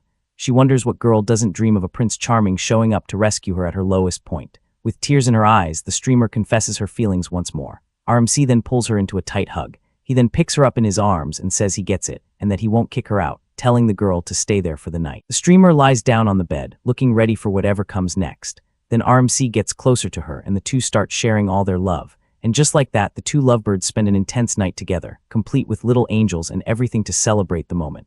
The next day at an office, we see Soon walk into a room calling for manager Yu. Yu, sitting at her desk, recognizes her and asks what she's doing there. Right then, Soon asks if the manager knows our hero, and Yu confirms she met him on a trip. Yu then explains that she's getting ready to sign a contract with him, and that Soo-yoon shouldn't be in a rush.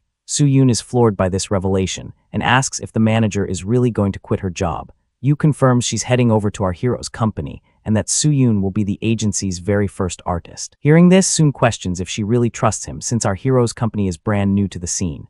Yu says she trusts our main character 100%.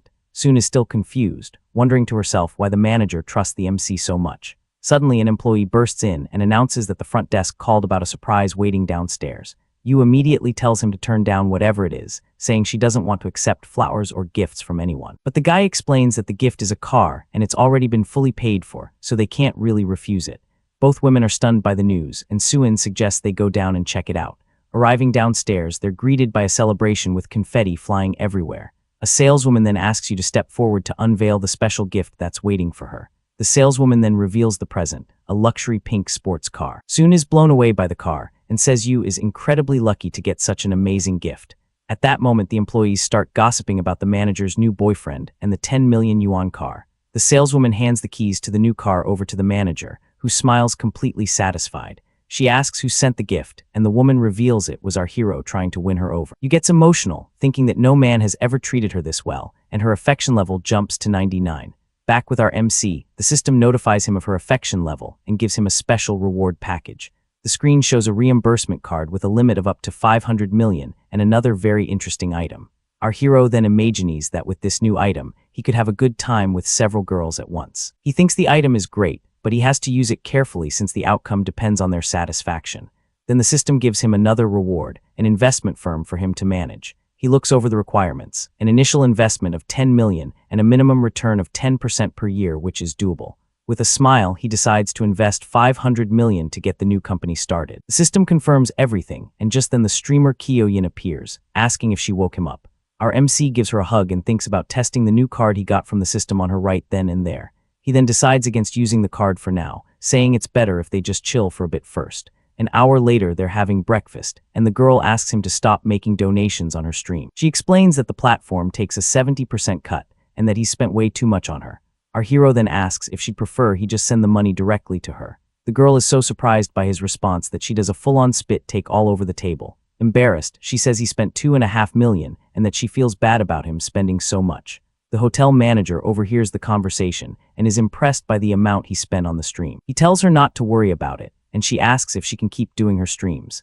He replies that he trusts her and she can do whatever she wants as long as it's all good. Delighted, Kyoyin decides to change her content to cooking and hunting for interesting stuff online. He encourages her to do what she loves and tells her to let him know if any other streamers give her trouble again.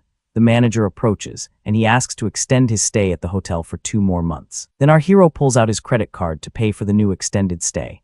The manager is shocked and questions if he really needs to stay in town for that long. At this, Kyoyin reminds him that the daily rate is 80,000, not just 80. With a smirk, our hero says her boss wouldn't be too happy to hear she's turning away customers. The manager argues that spending 4,800,000 for 2 months is a waste if he's not actually going to be there. Kyoyin eats a strawberry and finds it weird that the manager is so concerned about our hero. Curious about the situation, our MC decides to use the system to check her stats. The system screen shows that her beauty is at 90 and her friendship is at 80 with privacy at 0. The main character is shocked and wonders why her friendship level is already so high. The manager wonders if his look was strange and if she might have given herself away by being too forward with him. This gets her thinking about the other women around the main character, and she starts to feel a little insecure. And even knowing he already has 2 other women in his life, the more she gets to know him, the stronger the pull she feels. Arriving at our hero's room, she dismisses the housekeeper, saying she'll personally take care of everything in there. This urge to look after him seems to be something powerful, and she feels an impulse to do things for him, like she's been possessed by the spirit of a very attentive Victorian governess. She even finds herself wondering what she would do if our young man asked for something more from her in that moment. Meanwhile, the main character notices the manager's interest and finds the whole situation amusing, but he can't say anything. He then tells her not to worry and to just carry on as he doesn't like things getting complicated. The manager agrees to do as requested and turns to handle the details of the paperwork. As she's leaving, a coworker finds her and asks why she has such a serious and worried look on her face. The manager then smiles and says that actually the client is very easy to deal with and hasn't caused any trouble at all. Her friend then complains that everyone is jealous of her and that she'll probably be dead last on commissions again. She continues to lament, saying it's really hard to find a whale of a client like hers who books for an entire week. The manager then smiles with an air of satisfaction, while her colleague encourages her not to get discouraged. The friend then gets closer and says that since her reservation ends today, the 2 of them can go rest together in the dorm. The manager then brushes off her friend, saying she needs to find the general manager to sort out a client matter. Her colleague is completely shocked by the news and asks if he's really going to extend his stay for 2 months. At this, she calculates that the commission will be 240,000 and questions why on earth she would give him a discount. Manager Wang then explains that he mentioned he would be leaving in a few days, and she would have felt awful if she didn't help him out. With a grin, the friend asks if the week has worn her out and if the hotel client is handsome and charming. Wang gets all flushed, and her colleague notices, saying he sounds like a total catch for being rich and good-looking. Then the friend leans in and whispers a proposal where she would take care of the client, and give the manager the entire commission. The manager tells her to get her head out of the clouds as he spends millions and can have anyone he wants, but the other woman insists. She sighs and wonders what our young Jang really thinks about her. Deep down, she then says goodbye to her colleague, telling her they need to talk later because she's off to find the general manager now. The general manager is super excited by the news and says that a client of this caliber must be personally attended to by him. 10 minutes later, our hero finds the bill a bit odd since a daily rate of 80,000 for 2 months should add up to a higher total. Then the system congratulates him for using the rebate card and informs him that he has received 380 million. Just then someone knocks on the door, and through the peephole he sees the general manager with 2 other people looking for him. The MC opens the door and the man introduces himself while handing over a business card, thanking him for his trust. The general manager informs him that because of Wang's discount, our hero will now have super VIP benefits and a permanent 20% discount. Our young man realizes it was a discount and thinks to himself that the manager's kindness almost cost him 100 million in rebate money. But he reflects that she was willing to cut into her own commission and thinks that the manager has the qualities of a good woman. The main character then shakes the general manager's hand, suggesting they be friends, and the man agrees on the spot. With that, the president asks Manager Wang to take very good care of his new friend and to treat his requests with the utmost priority. The general manager then takes his leave, saying he won't bother him any longer and hopes he enjoys his stay. Our hero watches Manager Wang, who seems a little nervous as she says her goodbyes. Back in the room, the streamer jumps into our hero's lap, saying she never wants to leave this place. Our young man then says he has things to do, but if she wants she can stay there by herself without him. She then complains that her friends invited her out and she canceled all her plans just to be with him. He then comforts her, saying he'll come find her as soon as he's free, and she seems to agree. 1 hour later, our hero is leaving and runs into Yu, who is waiting outside, waving at him. She then moves closer to thank him and gives him a very affectionate kiss on the cheek. Suddenly, a man appears pointing and shouting at her, calling her a pretty offensive name. The man then threatens her, saying she'd better marry him or he'll throw himself into the river right in front of her. The main character asks Yu if she hadn't already sorted this situation out with her crazy ex-fiancé. She explains that the guy won't stop stalking her and even shows up at her office, but she didn't want to bother the MC with it. The ex-fiancé then gets angry and accuses the two of being a cheating couple, meeting up behind his back. Yu asks our hero not to pay attention to his nonsense and for them to just leave. The ex-fiancé then completely loses it, threatening to tell everyone everything and jump into the river, blaming them for what happens to him. With that, he lunges forward and grabs Yu by the arm, leaving her completely terrified by his actions. Seeing this, the main character steps in front of them and tells the aggressor to back off immediately, protecting Yu. Seeing his rival's audacity, our hero grabs him by the collar and asks if he's finally looking to get his butt kicked right then and there. He then calls over the security guards and with a smirk offers 5 million to each of them if they help him with his little payback scheme. Our protagonist explains that they should pretend the rival tried to jump into the river and then rescue him very, very slowly on purpose. The classmate starts to panic and asks if Jiang Chen is trying to hire hitmen in broad daylight. Totally lost, the security guards get confused and ask if our guy is joking around with such a crazy offer. Jiang Cheng says he can pay up front and promises to get them the best lawyers if any of them end up in the slammer. The guards are tempted by the cash and figure that earning 10 million for a little jail time is a heck of a deal. The rival gets desperate and tries to warn them, saying that taking someone out is a super serious and unforgivable crime. The guy tries to back away in fear, but the guards yell at him to just jump in the river already so they can get the job over with. He then confronts our hero, betting he doesn't have the guts to do anything, but Jiang Cheng just smirks at him with contempt. Our guy then offers 100,000 on the spot and tells them to rough the dude up until he's out cold on the ground. One of the guards pulls out his phone and is shocked to see that the promised money actually hit his bank account. With the money in hand, the security guards go after the rival, who doesn't even stand a chance against the thrashing that's coming his way. So the guards surround the guy and start laying into him while our protagonist watches the whole show from a front row seat. Just then the stunning Yuxi shows up and asks Jiang Cheng to just let it go, saying it's not worth starting a fight. Our hero tells her not to worry because he's going to settle things once and for all. 5 minutes later, the guards thank him and offer their services for any future jobs. Jiang Chen tells Yushi that he's going to take care of that Zhang Yu guy, and she agrees with him. At that moment, the system detects our guy's emotion and rewards him with a private security company. He's thrilled because with a professional team, dealing with idiots won't be a problem anymore. So our guy, all excited, asks the young woman to go check out some locations for their new company. The woman is surprised and asks if he really has the energy for that after all the chaos, but he replies that he's not going to let some nobody mess up his plans, and the two head out. Soon after, they arrive at a huge, imposing building, the World Financial Center. Once in the office, he says the place is perfect for launching the entertainment company. She agrees, saying that with a few changes, they can start operating right away. With a mischievous grin, our protagonist invites the blonde to sit with him for a bit, The young woman then goes to the window and closes the blinds, making the atmosphere much more intimate. After that, she approaches him in a very provocative way and kneels in front of him, and the two of them enjoy the moment alone in the new office, getting much, much closer. Our hero plays dumb and asks what she's doing since he only invited her to sit for a bit. The girl then calls him a goofball and says if he keeps up the act, she's not going to talk to him anymore. She turns the tables and asks if he'd prefer her to sit on top of him to solve the situation. Our protagonist, with a smile on his face, replies that she can do whatever makes her happiest in that moment. With that, things heat up even more. He pulls her closer, intensifying the moment between them. The blonde seems to be really enjoying the situation, savoring every second of that special moment. He returns to his villa and the manager greets him, asking if he'd like dinner or a bath. The woman seems to have other plans in mind. Jiang Chen decides to have dinner first and passes on the bath for now, leaving the manager a bit surprised by his choice. The young woman is a little disappointed as she had prepared some new tricks to make her service even better than last time. With no other choice, the manager serves dinner to our protagonist, who enjoys his meal peacefully. He then teases her, saying that today just wasn't her day to be so proactive, but that there's always a next time. The next day at a car event, he runs into his friend from the auction who greets him, surprised to see him there. Just then, another guy arrives with a stunning woman and greets the group who were chatting away. The blonde friend is stunned by the woman's beauty, commenting that her figure and body are like a movie star's. Our protagonist recognizes the woman as Zhou Ying and notices that she seems really sad to be there at the event. Suddenly, a creepy guy starts taking pictures of her from a low angle, and the woman gets super uncomfortable with the situation. The jerk even mocks her, saying that if she dresses like that, he can take whatever pictures he wants and there's nothing she can do about it. Our guy gets furious seeing this and the man's complete lack of respect for his childhood friend. So without a second thought, Jiang Chang charges the guy and lands a solid kick on him, sending his phone flying. In the middle of the negotiation, some guy stumbles in front of the car and hits the ground, yelling that his shot was ruined. With a smirk, Jiang Chang says the guy just slipped and offers to pay for his broken phone. But the aggressor ignores the offer and gets up furious, preparing to attack our hero right then and there.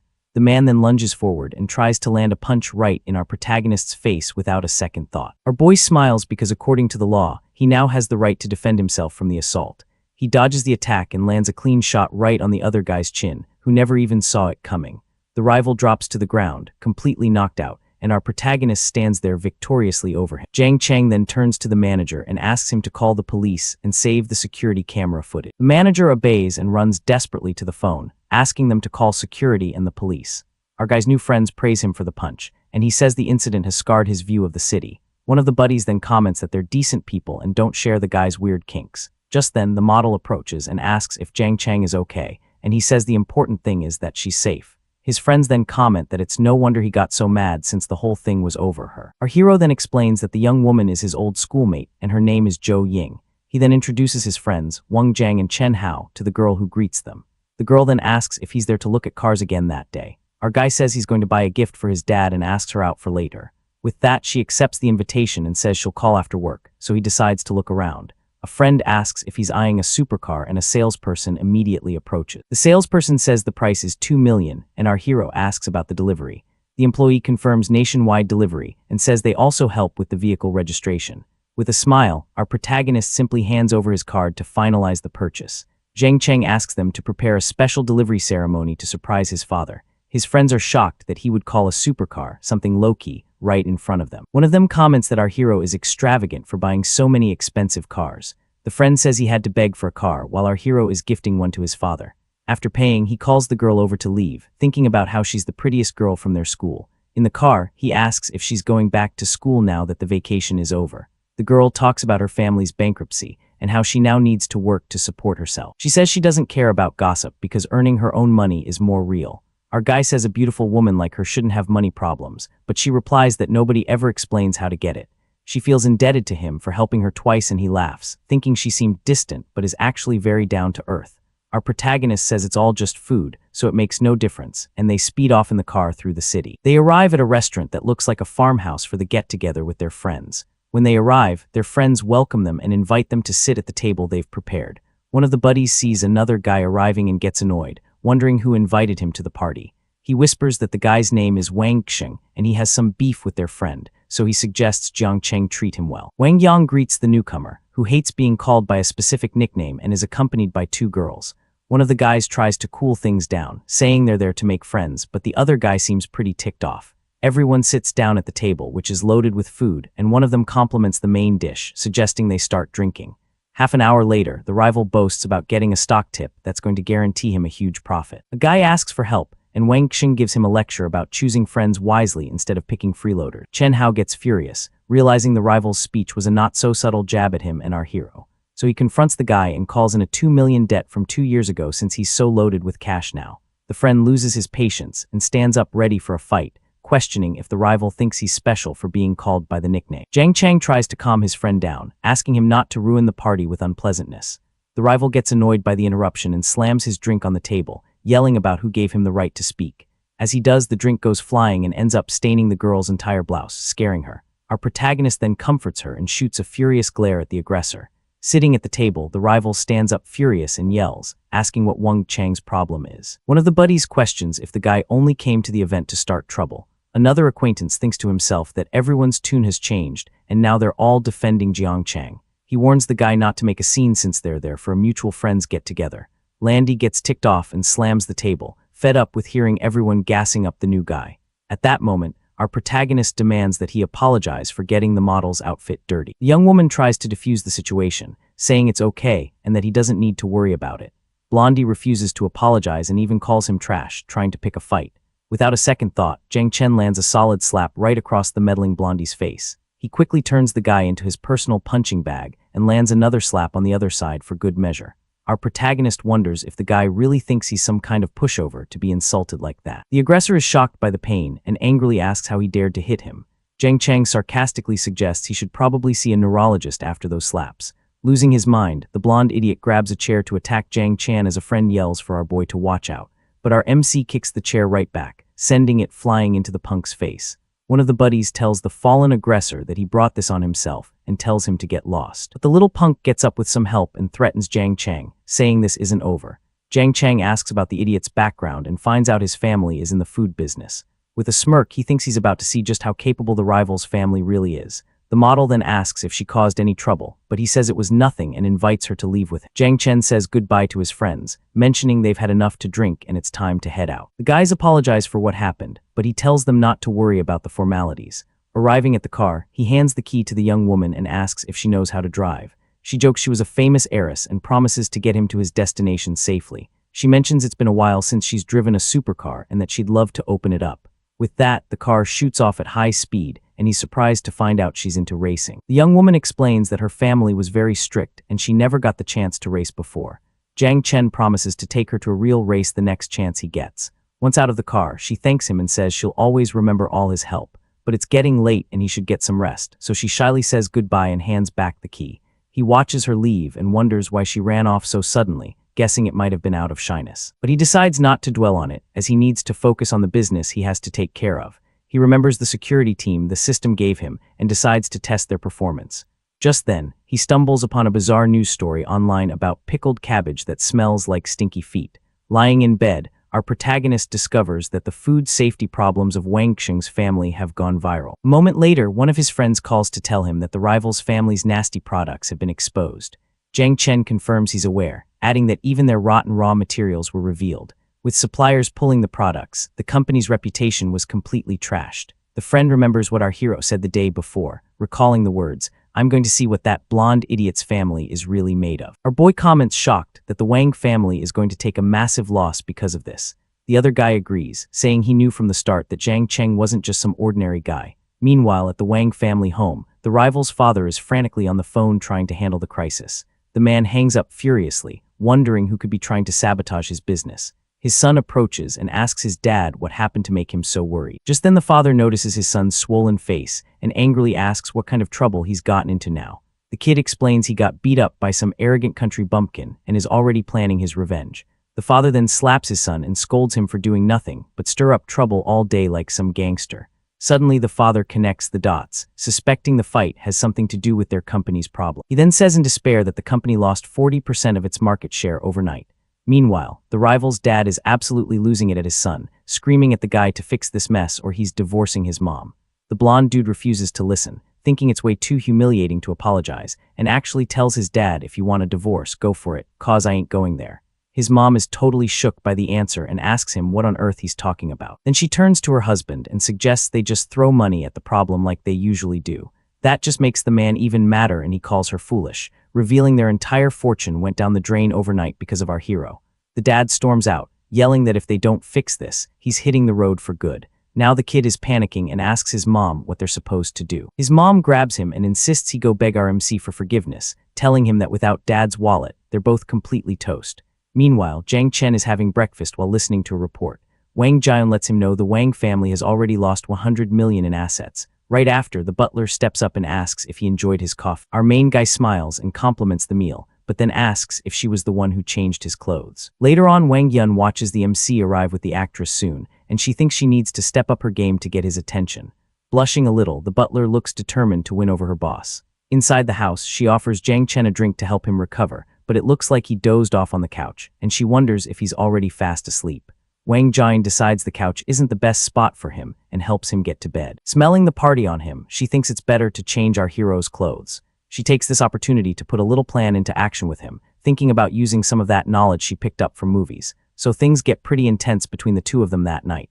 The next morning she confirms she only changed his clothes and that nothing else happened. But Jiang Chen teases her, saying he dreamed about the two of them together in the room. The butler then offers to try out a new massage technique she learned just right after that. She suggests they should head to the bed to get started. Our main guy accepts with a smile and lets her take the light. In the room, she starts the massage, wondering if her technique is any good. Turns out her outfit is pretty daring, leaving our boy totally surprised. He's shocked by her confidence and tries to keep his cool. Even with the temptation, the MC uses all his willpower to keep it together. Finally, the butler asks in a teasing way how he's feeling. Jin Chening compliments her massage with a smile and says it was perfect.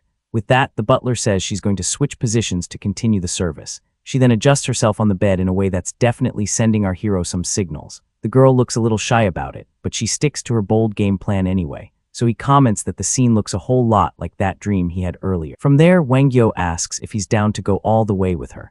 RMC answers with a yes, saying he's ready to do whatever she wants right now. That leads to them kissing intensely, and she playfully calls him a little naughty. The temperature rises in the room, and the butler seems to be really enjoying the situation, probably thinking her movie-inspired plan is working better than she ever imagined. Elsewhere, the auction rival rolls up to a hotel with a lady friend, thinking there's no way he'd ever apologize to a redneck like our main guy. However, when it's time to pay, the guy's credit card gets declined by the machine. The receptionist gives him an apologetic look and says the payment didn't go through. Annoyed, the dude thinks the machine is busted and hands over another card. But the lady lets him know that one has insufficient funds too, sending him into a total panic. The blonde guy starts spiraling, remembering he blew everything on a new car, realizing his dad froze the cards, and now he doesn't have a dime to his name. So he turns to his date and asks her to pay for the room, promising he'll wire transfer the money back to her later. But the girl slaps his hand away, furious at the whole mess, accusing him of being a broke loser trying to play rich just to trick her. Faced with that, the rival stands there completely shocked and speechless in the middle of the lobby, probably wishing the floor would swallow him whole. The guy then asks the receptionist if she wants to come up with him since the other girl left, which is either incredibly bold or incredibly stupid, probably both. Next, the rival calls his dad, yelling and asking why his card was suspended. His dad tells him to clean up his own mess because the family is on the brink of bankruptcy thanks to him. Realizing how serious the situation is, the blonde guy decides to look for his friends, Wang Yang and Chen Hao. He then calls the guys who pick up and ask what their brother Chang wants. However, his friends are at a pool party, and one of them questions why he's even asking for help. The rival swallows his pride and sends a message admitting he was wrong and begging for help. One of the friends is shocked by the apology, and the rival asks for help getting in touch with Jiang Chen. The friend named H. Wang says he can ask but can't promise anything, and the rival thanks him profusely. The other acquaintance asks if H. Wang is really going to help him since our hero has it out for him. H. Wang replies that even if our protagonist forgives him, the guy's family is already done for. Soon after, H. Wang calls someone and invites them to a club called TEX that night. Next, he's seen in a bathtub texting a girl and inviting her to come along too. Later at 7:03 in the evening, our protagonist arrives at the club and is greeted by the guys. The girl thinks to herself that everyone mistook her for Jiang Chang's girlfriend and she kind of liked it. The group is then welcomed into the club, and one of them asks what the plan is for the night. Our protagonist then orders 3 bottles of some top-shelf stuff along with snacks and fruit.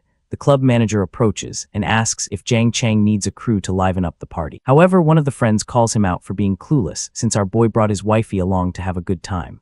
The manager realizes his mistake and apologizes, all flustered, saying he'll take care of everything immediately. Our hero's companion just watches the whole scene with a satisfied smile on her face. Right after that, the drinks arrive, brought over by 3 girls in bunny outfits. The young woman then whispers in his ear that she's curious to try the wine but can't since she's driving. He says it's no problem and that he'll grab a few bottles for her to enjoy at home later. With that, her friendship level with him increases, and she thinks he's different from other guys. Suddenly, the blonde rival shows up at the club and is stunned to see our protagonist sitting there. The girl gets confused by his arrival, but our hero tells her not to worry about it. The rival then bows, apologizing and begging for our guy to forgive him and leave his family alone. Our protagonist, however, says that he isn't the main person he owes an apology to. The rival is confused, so our hero tells him to think carefully about who he really needs to apologize to. Then, Jang Chang stands up and says he dirtied his friend's clothes and wants an apology for her. The blonde guy then remembers what happened and asks for forgiveness from the young woman with him. She however says it's all right and that he doesn't need to worry about what happened. With that, her friendship level increases again, and she thinks our hero genuinely cares about her feelings. The rival keeps begging for them both to forgive him and not hold a grudge anymore. Our protagonist then calls him a country bumpkin and reminds him how arrogant he was the night before. He then proposes that the guy smash 3 bottles over his own head to make things right. The guy is shocked and humiliated, as he never imagined the country bumpkin would come up with something like that. Our hero just stares him down with a serious look and asks what he's going to do about it. Without hesitating, the rival grabs a bottle and smashes it with all his might against his own head. From the impact, he collapses to the floor, all banged up amidst the shattered glass and spilled drinks. Our protagonist then claps sarcastically, thanking him for the unforgettable show. Friends watching are impressed by how ruthless the rival was to himself. Lying on the floor, a total mess, the rival thinks he's finally overcome that hurdle. The manager asks if he should call for medical help, but our hero just tells him to make sure the guy makes it out okay. The girl worries about the cops, but he says he never laid a hand on the rival and offers her some milk. With the problem solved, our protagonist grabs his drink and proposes a toast to everyone there. Meanwhile at the party, a girl in a bunny costume is thinking that if she'd known what she was getting into, she never would have messed with RMC. A guy with pink hair notices that even the city's top tough guys are afraid of Jang Chang's power. A moment later, our hero says goodbye to the model while she asks him to meet up alone next time. She goes on to say she knows he did all that just to make the other guy apologize to her. With a smile, Jang Chen promises that no more creeps will bother her again. The girl then says her goodbyes, telling him he's had too much to drink and needs to get some rest. RMC sends a message to call off the attacks against the H. Wang family. The reply comes back saying that Young Yu is gathering dirt on him to file a lawsuit. At the same time, his contact reports that the rival is still harassing Miss Yushio Zayo every single day. Furious with the situation, he orders them to set a trap to get that piece of trash out of the country by the next day. Arriving at his room, manager Wang welcomes our MC in a very suggestive way. He pulls her into a tight hug and asks why she's being so formal with it. The girl gets flustered, saying someone might see them, but he reminds her of what she said earlier. He keeps holding her and suggests they get inside quickly so no one spots them from the outside. Once inside the room, Jang Chen suggests that this time they could have some fun on the couch. We see Jang Yu at a bar with a friend ordering a drink called the Blue Demon. That's when he notices that 9 out of 10 guys there are looking for another guy at that bar. Just then, a voice message from his friend reveals that his partner left him for another dude. Faced with this news, the bartender arrives with the drink the guy with the glasses had ordered. At this point, Young Yu approaches him and offers to buy him a drink to soothe the guy's broken heart. With a sad look, the man in glasses wonders how someone like him could ever find true love. Young Yu then assures him that love does exist and introduces himself to the heartbroken guy. In response, the man introduces himself as Lai Min-hing and offers to listen to his new acquaintance's problem. The guy then vents for 1.5 hours, and Jang Yu comforts him throughout the entire conversation. Grateful, Lai Min-heng says he has to go because he has a flight to catch, and the other asks where to. He explains he's going to Thailand on a trip he was supposed to take with his ex as a final farewell. With that, Lee Min-heng says his goodbyes and leaves, leaving Jang Yu alone at the bar thinking. Without wasting a second, he pulls out his phone and buys a ticket for the same flight to Thailand. He then plans for a chance encounter on the plane to get closer to the heartbroken guy. The next day at the airport, our MC Jang Chang is walking through the terminal sporting a different look. A moment later, a man in a suit introduces himself as Wang Shen, and the system shows his absolute loyalty to our hero. Jang Chang asks where Young Yu is, and his new henchman says the guy is already at the hotel waiting for him. Arriving on site, our MC is greeted by his security team who have already set everything up. Inside the room, we see Jang Yu tied up and passed out, while Jang Chen orders his team to wake him up. Without a second thought, one of the guards throws a bucket of cold water in the guy's face to snap him out of it. The rival wakes up soaking wet, and with a sly grin comments that he's into this kind of rough play. At this, our MC questions him about why he's still obsessed with Yushio. Upon seeing our hero, the guy is shocked and asks what he's doing there and what he wants with it. Losing his patience, our MC kicks the chair hard, knocking his rival to the floor without a shred of mercy. He then steps on his fallen rival and reminds him that the next time they met, he would shut him up for good. Desperate, the guy begs him not to do anything reckless because taking someone's life is against the law. With a cruel smile, Jang Chang says that in Thailand, people accidentally overdose every single day. The rival panics and swears he'll never bother Yushio or anyone else again, begging for his life. With that, our hero orders Wang Sheng to take all the guy's money, his phone, and his documents, leaving him with absolutely nothing. He challenges him to get back from Thailand with nothing, and if he manages it, he'll consider it fate and leave him alone. And so the rival is left in nothing but his underwear, shivering from the cold, while a girl records the whole thing on her phone. Walking away from there, our MC remembers he still hasn't signed for the stocks he got from the system and decides to head to Henshin Co. to take care of it. Right after that, a guy walks up to Jang Chang and introduces himself as Mario, a total big-shot shareholder from the Henshin company. Our main man shakes his hand, and this new acquaintance invites him to his office so they can talk business properly. Once they're inside, Mario hands over the contract, and the system does its thing, analyzing the guy and showing his friendship status with our MC. Since they have a total ride-or-die bond according to the system, Jang Chang doesn't sweat it and signs the papers for his 20% stake. After the business is done, Mario invites him to check out the local nightlife, but our guy turns him down, saying he's already got other plans for later. So Mario says his goodbyes and tells the kid to give him a buzz if he ever needs anything down the road. Back in the car, our MC tells the driver to take him for a spin around the city so he can get a feel for the place. They end up at a night market, and Jang Chang starts diving into the local street food scene. While he's enjoying his snacks, he hears a little girl crying for her mom and notices she's in a tight spot because of some shady-looking character. He doesn't waste a second and orders his bodyguard, Wang Sheng, to go save the little girl immediately. Without hesitating, his bodyguard charges at the guy and takes him down with a perfectly aimed kick to protect the kid. The bodyguard keeps the troublemaker pinned to the ground while the little girl watches the whole thing, looking completely spooked by the chaos. Our guy walks over to the kid, asks for her name, and tries to find out where her parents are at that moment. The little girl named Annie thanks him and says she ran away from her mom because she really wanted some raw marinated octopus, but her mom said no. Because of that, he asks if she remembers her mom's phone number so they can get in touch with her. Our MC pulls out his phone, and the little girl taps in the number so he can give her mom a call. A moment later, Annie's mom shows up and gives the girl a piece of her mind for running off, which makes the little one start crying and saying she's sorry. Seeing her daughter in tears, the woman softens up and comforts her, saying she's not going to get in trouble and telling her to stop the waterworks. The mom introduces herself as Anjin and thanks him for the help, but our MC warns her that she needs to keep a closer eye on things. And Anjin agrees and thanks him for the wake-up call, saying she'll be way more careful from now on. Then little Annie steps up and begs Jang Chang not to blame her mom, saying it was all her fault for being a brat and not listening. Our guy just smiles at the girl and tells her to listen to her mom and not throw any more tantrums in the future. Seeing how things played out, the mom offers him a ride home and invites him to dinner as a way to say thanks. Jen Cheng turns down the offer, saying he's pretty busy, but she insists and asks where he's from. She's thrilled to find out he's also from Chengdu and asks for his contact info while the system pulls up all her details. They swap numbers and say their goodbyes with little Annie waving goodbye to our MC. As they're walking away, and Jin's bodyguard asks if he should dig into Jang Chang's background, but she shuts it down immediately. She explains that it's better not to go snooping behind people's backs, especially since he clearly isn't just some average Joe. The next night our guy gets home and his parents greet him, asking about all the stuff he bought. Jang Chang hands over a pricey watch to his dad, who calls him a smart aleck for flexing his money like that. Right after Jang Chang gives his mom a luxury handbag, and she's absolutely over the moon with the gift. She praises her son's great taste, saying the bag is gorgeous and way better than any of the stuff his father ever buys. The dad tries to take some credit, saying the kid got his good taste from him, and then asks how much the watch actually cost. Our guy tells a little white lie, saying it was 100,000 because his dad would probably flip his lid if he knew the actual price. His mom tries to play matchmaker and set him up on a date, but Jang Chen turns her down and says he's heading back out to the city. His parents watch him leave, feeling all proud about how much he's matured and how fast he's grown up.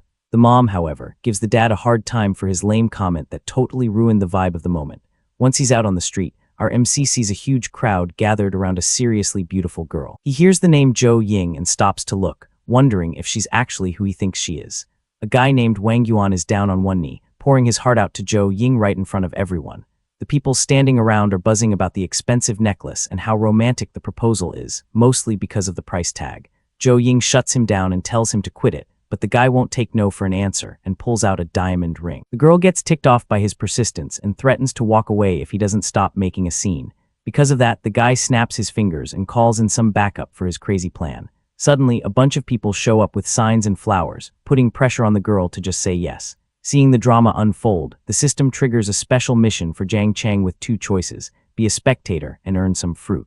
Jiang Chang chose option 2, and the system is practically begging him to spend money with a spending multiplier card. But instead of pulling out his wallet first, our boy does something nobody expects. He walks over and starts picking wildflowers from a nearby planter like a budget florist with zero overhead. Meanwhile, Wang Yan is still down on one knee with his expensive bouquet and ring, completely unaware that someone is about to make him look like a fool. Keep your eyes on this moment because the next few panels are about to be genuinely historic. Jiang Chang walks straight up to Zhao Ying with a single wild flower and says, "Hey, beautiful. If you're not into roses, maybe these are more your style." The crowd goes absolutely ballistic. People are screaming that someone is trying to steal the girl, while others are roasting his wilted weeds compared to Wang Yan's expensive bouquet. The disrespect is immeasurable, and the audacity is off the charts. Wang Yan starts clowning on him immediately, waving that ring around saying, "Buddy, picking up girls costs money. You can't even afford a bouquet and you're trying to play interceptor." Even the bystanders are piling on, saying one guy has a luxury car and money, while the other is being a cheapskate with roadside garbage. Everybody in this crowd has already written Jiang Chang off, which is exactly where you want them before the reversal hits. Wang Yan doubles down and tells Zhao Ying to just give in already. Stop resisting. He'll take her to buy a diamond ring right now. This man genuinely thinks persistence and pressure are the same thing as attraction. But Zhao Ying takes Jiang Chang's little wildflower, smiles and says she actually likes these. And in that one moment, every single yuan Wang Yan spent becomes absolutely worthless. A free flower just beat a designer necklace. This might be the most satisfying rejection in the entire series. Wang Yan has literal question marks floating over his head. The crowd is losing their minds because this girl just picked wildflowers over luxury. Someone in the back says she must be a masochist for choosing to cry on a bicycle instead of laugh in a supercar. And the chemistry between these two right now is nuclear. Jiang Chang casually mentions he handpicked the colors just for her, and Zhao Ying is melting, saying she truly loves them. This man weaponized a roadside daisy, and it's working better than a diamond ring. Wang Yan tries to give her one more chance, insisting she must have been lying, but Zhao Ying shuts him down cold, saying she doesn't need him to give her anything. The entitlement in thinking you're the one granting chances when you're clearly losing is genuinely delusional. Jiang Chang puts a hand on Wang Yan's shoulder and delivers the most condescending advice possible. "She's told you plenty of times. Take the hint. Be a man about it. There are plenty of fish in the sea." The patronizing energy from a guy who just showed up with free flowers is devastating. Wang Yan completely snaps and starts screaming that Jiang Chang should leave right now because he can't give Zhao Ying happiness. And the argument shifts from romance to finances. The ego has taken full control of the cockpit. Jiang Chang coolly asks, "How do you know I can't?" And Wang Yan fires back, asking if he even knows how much her monthly living expenses used to be. He's trying to flex financially, which is basically bringing a water pistol to a naval battle when you're up against Jiang Chang's wallet. Wang Yan pushes his hair back and brags about covering $50,000 a month in pocket money. He even throws in that her family is struggling now, as if publicly exposing someone's financial hardship is a romantic strategy. And then he keeps going. Can you drive her in a luxury car? Can you buy her necklaces? Can you buy her 99 roses? He's literally running through a shopping list like love is an Amazon checkout. Someone should tell him feelings aren't a subscription service. But instead of responding to Wang Yan, Jiang Chang turns to Zhao Ying and asks if she likes those things. She gives possibly the smoothest answer in this manhwa so far. She says she does, but it depends on who's giving them. And when Jiang Chang asks what if he was the one giving them, she turns around looking absolutely unreal and says, then of course she'd like them. Wang Yan is losing it now. He accuses Jiang Chang of living in an idle drama, then straight up offers him 100,000 to walk away. This man really just tried to buy off the guy. Has more money than some small countries. Jiang Chang just smirks, and Wang Yan gets even angrier, asking if he's been watching too many short dramas and demanding to know if he even understands how much his car costs.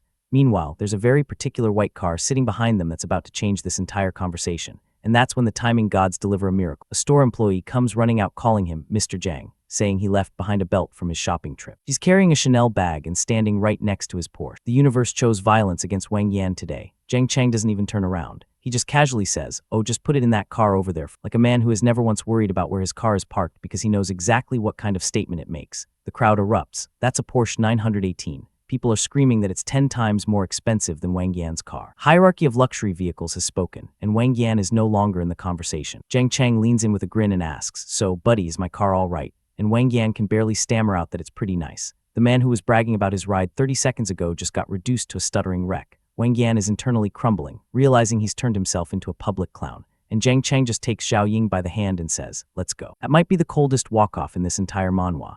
As they walk away together, Zhao Ying starts explaining the situation.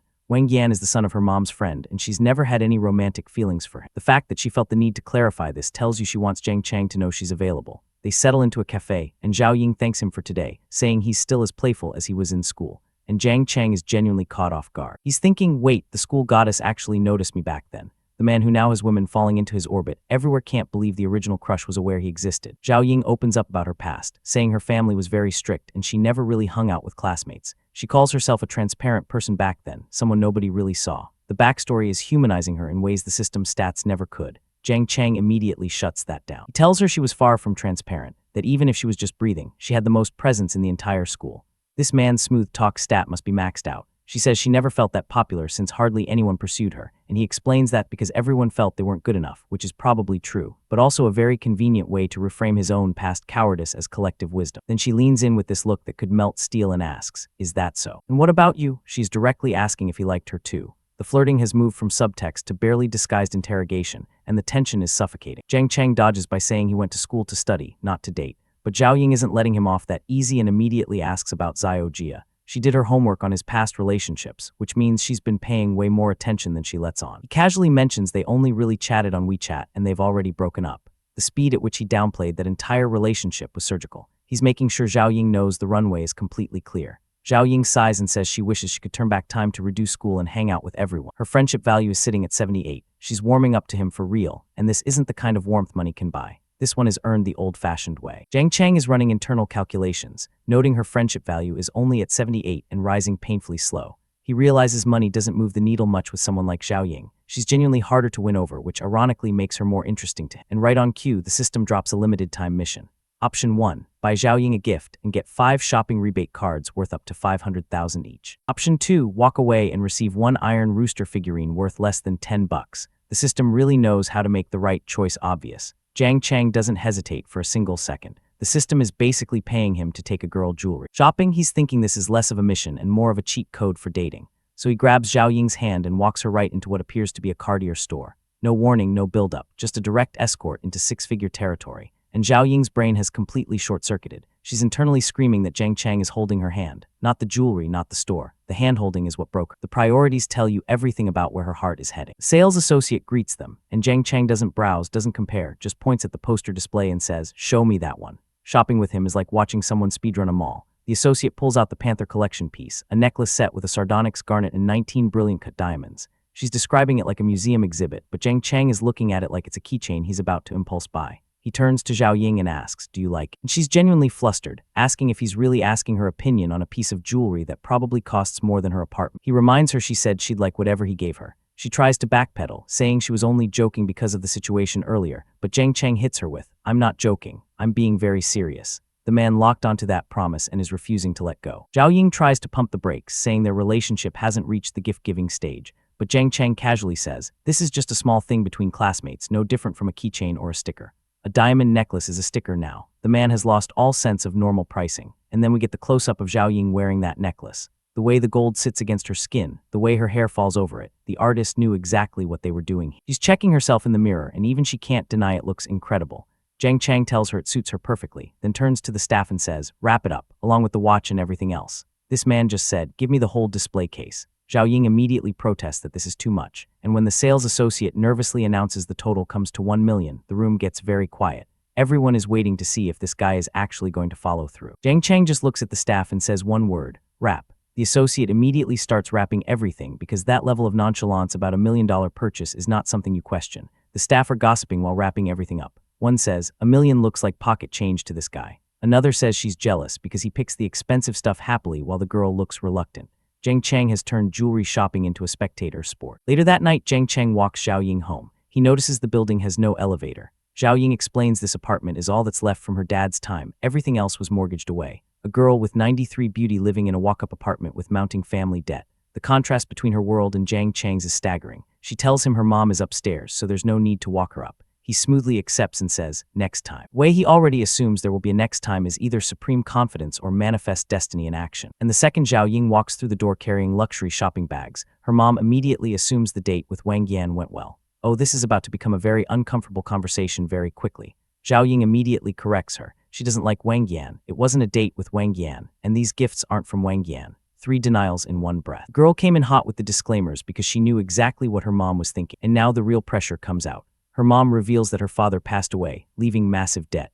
They're constantly on the run from creditors, and the Wang family has offered to clear the debt if Zhao Ying marries Wang Yan. So this isn't just a matchmaking attempt, it's a financial rescue plan disguised as romance. Mom admits she doesn't even like Wang Yan either, but says the two families know each other well enough that she's at ease with the arrangement. She's not selling her daughter out of cruelty, she's doing it out of desperation, and that makes the whole situation infinitely sadder. Zhao Ying fights back, saying she's been looking for a job and she'll figure something out. She starts to bring up something about Wang Yan's past behavior, but the look on her face tells you whatever she knows about him is ugly enough to stop a wedding. Her mom fires back, asking how long it would take working to pay off millions in debt. She even acknowledges Wang Yan isn't a good person, but says he's promised to change. A mother knowingly pushing her daughter toward a bad man because the debt is that crushing. This family needs Jiang Chang's system more than he does. Zhao Ying firmly says she won't be with Wang Yan. Before the argument can continue, her mom suddenly notices something new. Her eyes lock onto something around her daughter's neck, and the interrogation is about to shift targets entirely. Mom spots the Cartier necklace and goes full detective mode. Classmate gave you that. What's your relationship?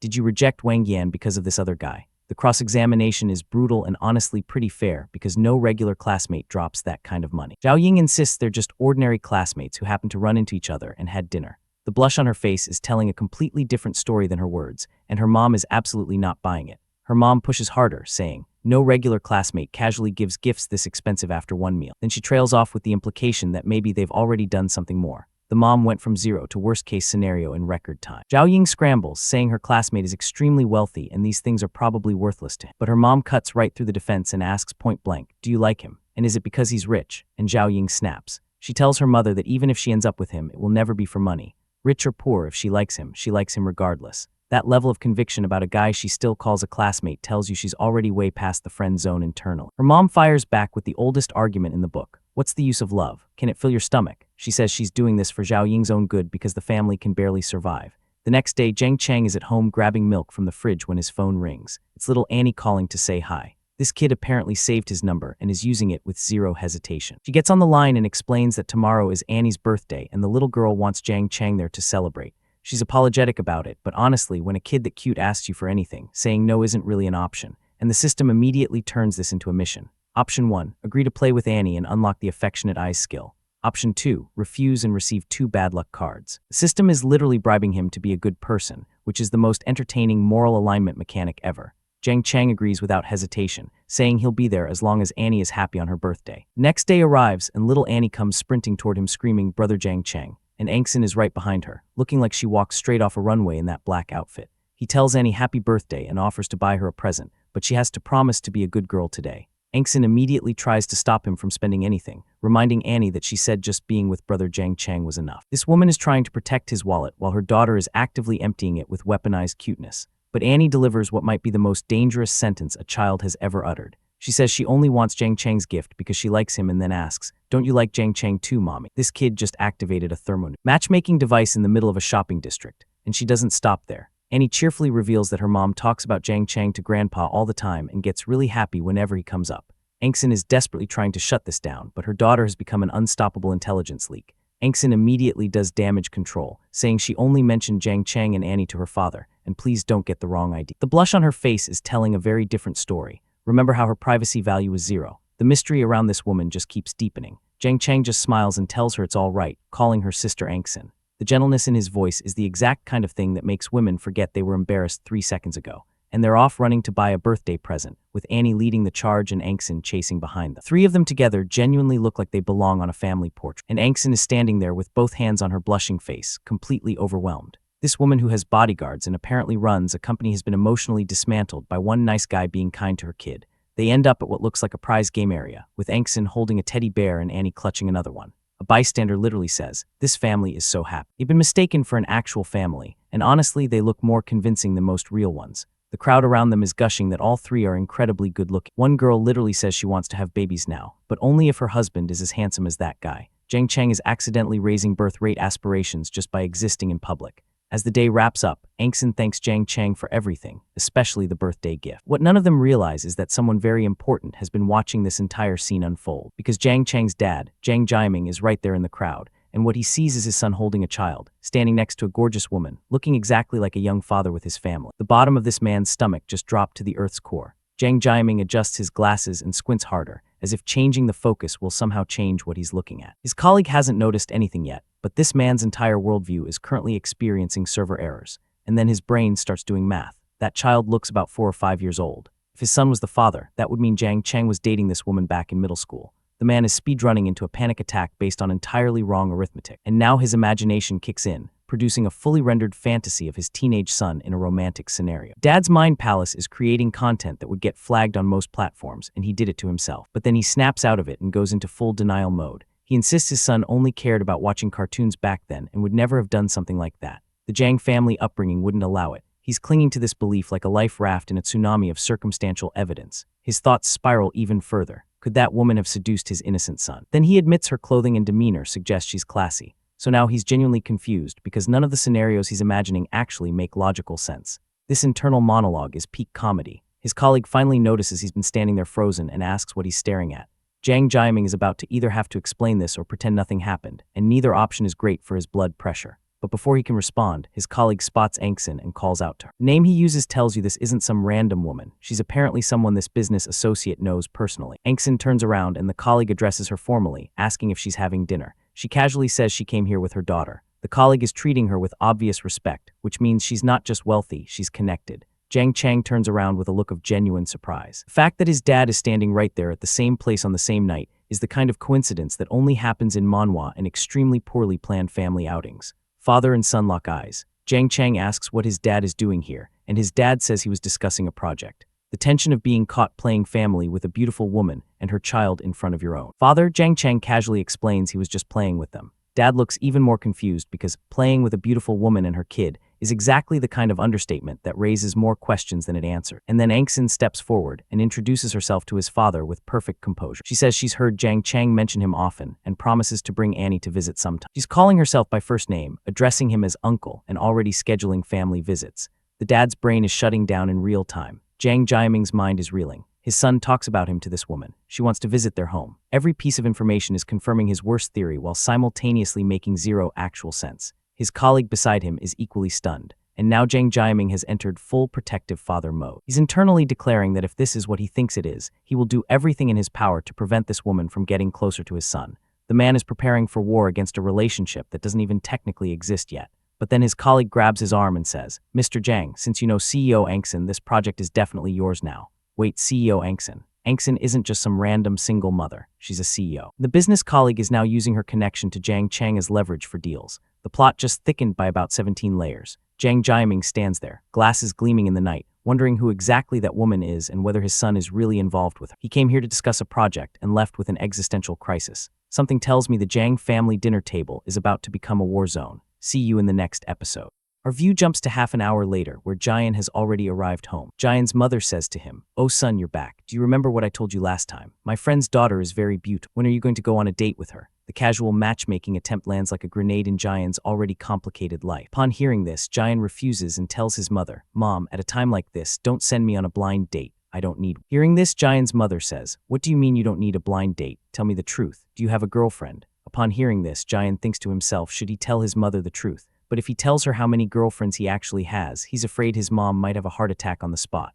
Thinking this, Jian tells his mother, "Mom, this matter is a bit complicated. I'll tell you about it later." Hearing this, Jian's mother is confused, which is understandable given how vague he's being. Just then, Jian's father shouts, "How complicated is this matter? Tell me. We're always thinking about you, but you don't want to share things with us or talk to us about anything." Upon hearing this, Jian says, "Father, what do you mean? I don't understand." Hearing this, Jian's father says, "I'm talking about the boy you were hanging out with today. Tell me, why does she have a child?" The accusation lands like a hammer. His father clearly jumped to the worst possible conclusion. Hearing this, Jian says to his father, "Are you talking about Miss Angsin? I don't understand. Even if she has a child, what's the problem?" Hearing this, Jian's father says, "I know young people these days are open-minded, but even then I didn't think you two would go this far. This will only bring you unnecessary trouble. Son, I don't want you to go down the wrong path. I've figured out that that girl is very rich. So tell me, are you with her only because of her money?" The accusation stings, but Jian understands where it's coming from. Hearing this, Jian says to his father, "Father, you're overthinking it." And saying this, Jian thinks to himself, it seems like his father thinks he's with Angsin only for her money.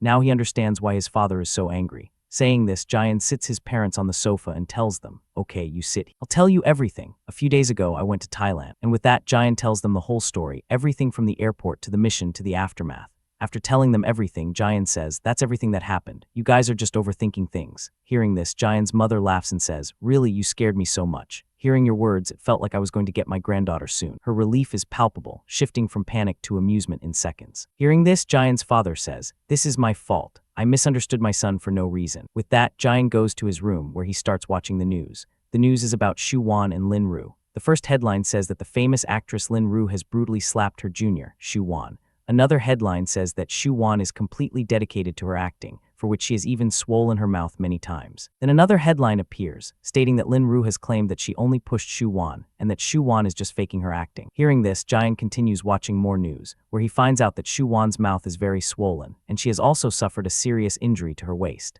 After reading these posts, Jian thinks to himself in anger that this is not a fake situation at all. This was done intentionally. Lin Ru deliberately slapped Xu Wan and then spread fake news to cover it up. Thinking this, Jian calls Wang Shang and says to him, "Wang, I don't know what you're going to do, but I want to see Lin Ru destroyed. No hesitation, no negotiation, just pure focused intent." Hearing this, Wang Shang says, "Okay, boss." Now we see that Jian has arrived in his car to pick up Xu Wan. Seeing this, Xu Wan says, "Just as expected from my handsome boss." Her admiration is genuine, even if it's wrapped in playful teasing. Saying this, Xu Wan sits in Jian's car. While sitting in the car, Xu Wan asks Jian, "Boss, what happened? Why have you come to meet me at this time? And why is your car so hot?" Hearing this, Jian says to her, "Are you feeling hot? Do you need my help to cool down?" The double meaning hangs in the air like smoke. Hearing this, Xu Wan gets a little shy and says, "Boss, stop teasing me. Just take me to eat hot pot because I want to eat hot pot." With that, our view shifts to the private room of a restaurant where we see that their food has arrived. We see Xu Wan starting to drink. After drinking, Xu Wan says while crying, "I'm really so useless. I can't fight back and I can't even talk to them.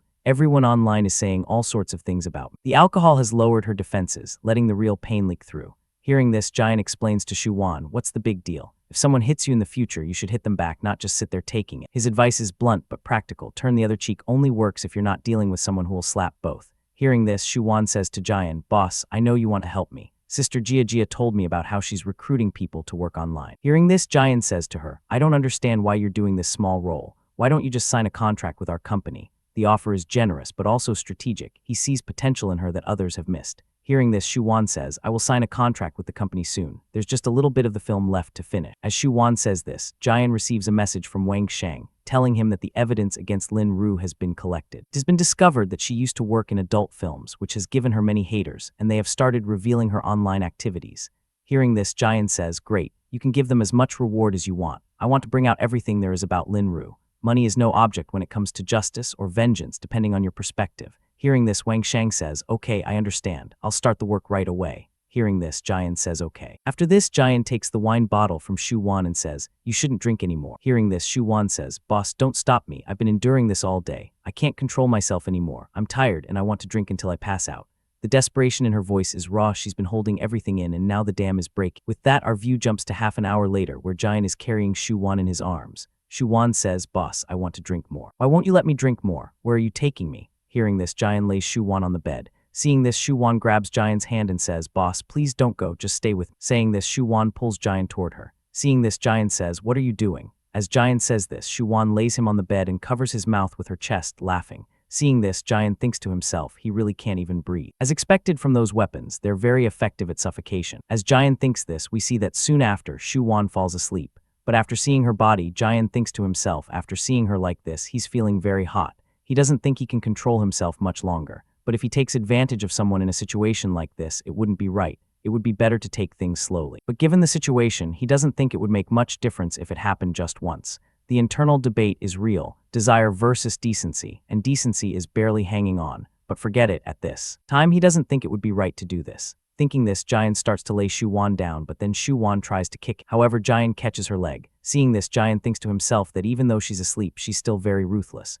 Who can control themselves at a time like this? But never mind, next time he'll definitely deal with her. Thinking this, Jian pulls Xu Wan toward him, and the next moment, we see Jian start to kiss Xu Wan. Now we see a scene from a little later, where Xu Wan suddenly gets a huge shock. As soon as Xu Wan opens her eyes, she realizes that Jian is on top of her. Seeing this, Xu Wan gets very nervous and says, "Boss, what are you doing?" Hearing this, Jian also looked at Xu Wan and thought to himself, technically, she was the one who started all this, but now, regardless of the situation, all the blame will fall on him. The unfairness of it all isn't lost on him, but he knows how these things look from the outside.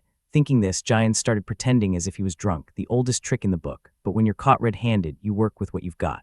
Jian said to Shu Wan, my head is hurting a lot. You should be asking me why you're holding me so tightly. What are you trying to say? The deflection is masterful, even if it's transparent. Hearing this, Shu Wan softly said, I only remember sitting in the restaurant eating hot pot and drinking. How did I end up in a hotel? I don't remember anything. The confusion in her voice is genuine. The alcohol has wiped her memory clean. Hearing this, Jian said, okay, then take your hands off my body. Upon hearing this, Shu Wan got a little shy and thought to herself. She knew the boss's body was very muscular. Even in her embarrassment, she's noticing details she probably shouldn't. Thinking this, Shu Wan started fixing her clothes, thinking that she must have drunk too much, causing her to lose control. As she thought this, Jian lay down on the bed and said to Shu Wan, my head is hurting a lot, so I think we should sleep. Drinking can really give you a bad headache sometimes. The casual dismissal of the elephant in the room is almost impressive. Hearing this, Shu Wan stood up and said, no, boss, you rest well, I won't disturb you. Saying this, Shu Wan went into the bathroom, washed her face and thought to herself, before today, she had never had physical contact with any man. It seemed she had become very hungry for this, a realization that makes her cheeks burn. As Shu Wan thought this, our view shifted to the next day, where Shu Wan was sitting, having breakfast and watching the news. But as soon as she saw the news, she became very happy and said, I can't believe this. How did this get exposed overnight? Shu Wan asked Jian, boss, did you do this? Hearing this, Jian laughed and said, yes, of course. Do you really think anyone else in Star City could do this much? The confidence isn't arrogance, it's just fact. Upon hearing this, Shu Wan happily thought to herself that she never received this kind of treatment at her old company. Not only does her boss pay her well, but he also stands by her during tough times. She didn't know how she could repay him. Thinking this, Shu Wan thanked Jian, saying, thank you so much, boss. I promise I'll give my best in my filming. Saying this, Shu Wan thought to herself that she needed to become more popular so she could earn more money for her boss and repay him. The loyalty forming in her heart is deeper than any contract could ever mandate. As Shu Wan thought this, Jian laughed and said, this is just the beginning. With the amount I paid for this, her entire career is going to be completely destroyed. Hearing this, Shu Wan was even more shocked and thought to herself that she knew her boss was very rich, but completely destroying such a big star couldn't be done with a small amount of money. But was her boss really spending that much money just for her? As she thought this, Shu Wan's face turned red, and she thought to herself that her boss's spending power was truly terrifying. As Shu Wan thought this, Jian said to her, I'm creating problems for Lin Ru here, so why are you acting like I'm creating problems for you? The teasing tone brings her back to reality. Hearing this, Shu Wan laughed and said, no, boss, that's not it. I just don't want to cause you any unnecessary trouble because of me. Hearing this, Jian smiled and said, you don't need to worry about that because nothing is going to happen to me. Hearing this, Shu Wan made a cute face and said, boss, you're starting to say big things again. To be honest, I'm very curious to know how you did this. Hearing this, Jian laughed and said, I just used some tricks. The vagueness is intentional. Some secrets are better left unexplained. With that, our view shifted to Lin Ru, where her boss said to her, you've been working hard for a long time. After working hard for so long, you gained 20 million followers. But in just half a day, you've lost millions of followers, and even your comment box is filled with all sorts of hate. The people who used to support you aren't saying anything at all. They're just sitting quiet. The silence of former supporters is often louder than any attack. Hearing this, Lin Ru started crying and said, sir, I really don't know anything about this. I swear everything was fine yesterday, but I don't know what happened. Everything has completely changed. I don't know which bastard is trending this. The tears are probably real, whether they're for her ruined reputation or just self-pity is anyone's guess. Hearing this, Lin Ru's agent said, I was with Lin Ru the whole time. As soon as we finished filming, this incident suddenly came up. I think this might be the work of competitors. Hearing this, Lin Ru's boss asked her, what happened yesterday? I don't understand why you beat that supporting character like that. Could that be the reason? Hearing this, Lin Ru said to her boss, boss, how can that be possible? If you look at Shu Wan, she's just a small actress who has been playing supporting roles for a long time. So how could she do something like this? I really don't think so. Saying this, Lin Ru looked at her agent and said, I admit I hit her during the film, which did bring some negative comments, but you have to do such dramas to gain high viewership. The justification is weak, but it's all she has. Hearing this, Lin Ru's agent also said to her boss, boss, she's absolutely right.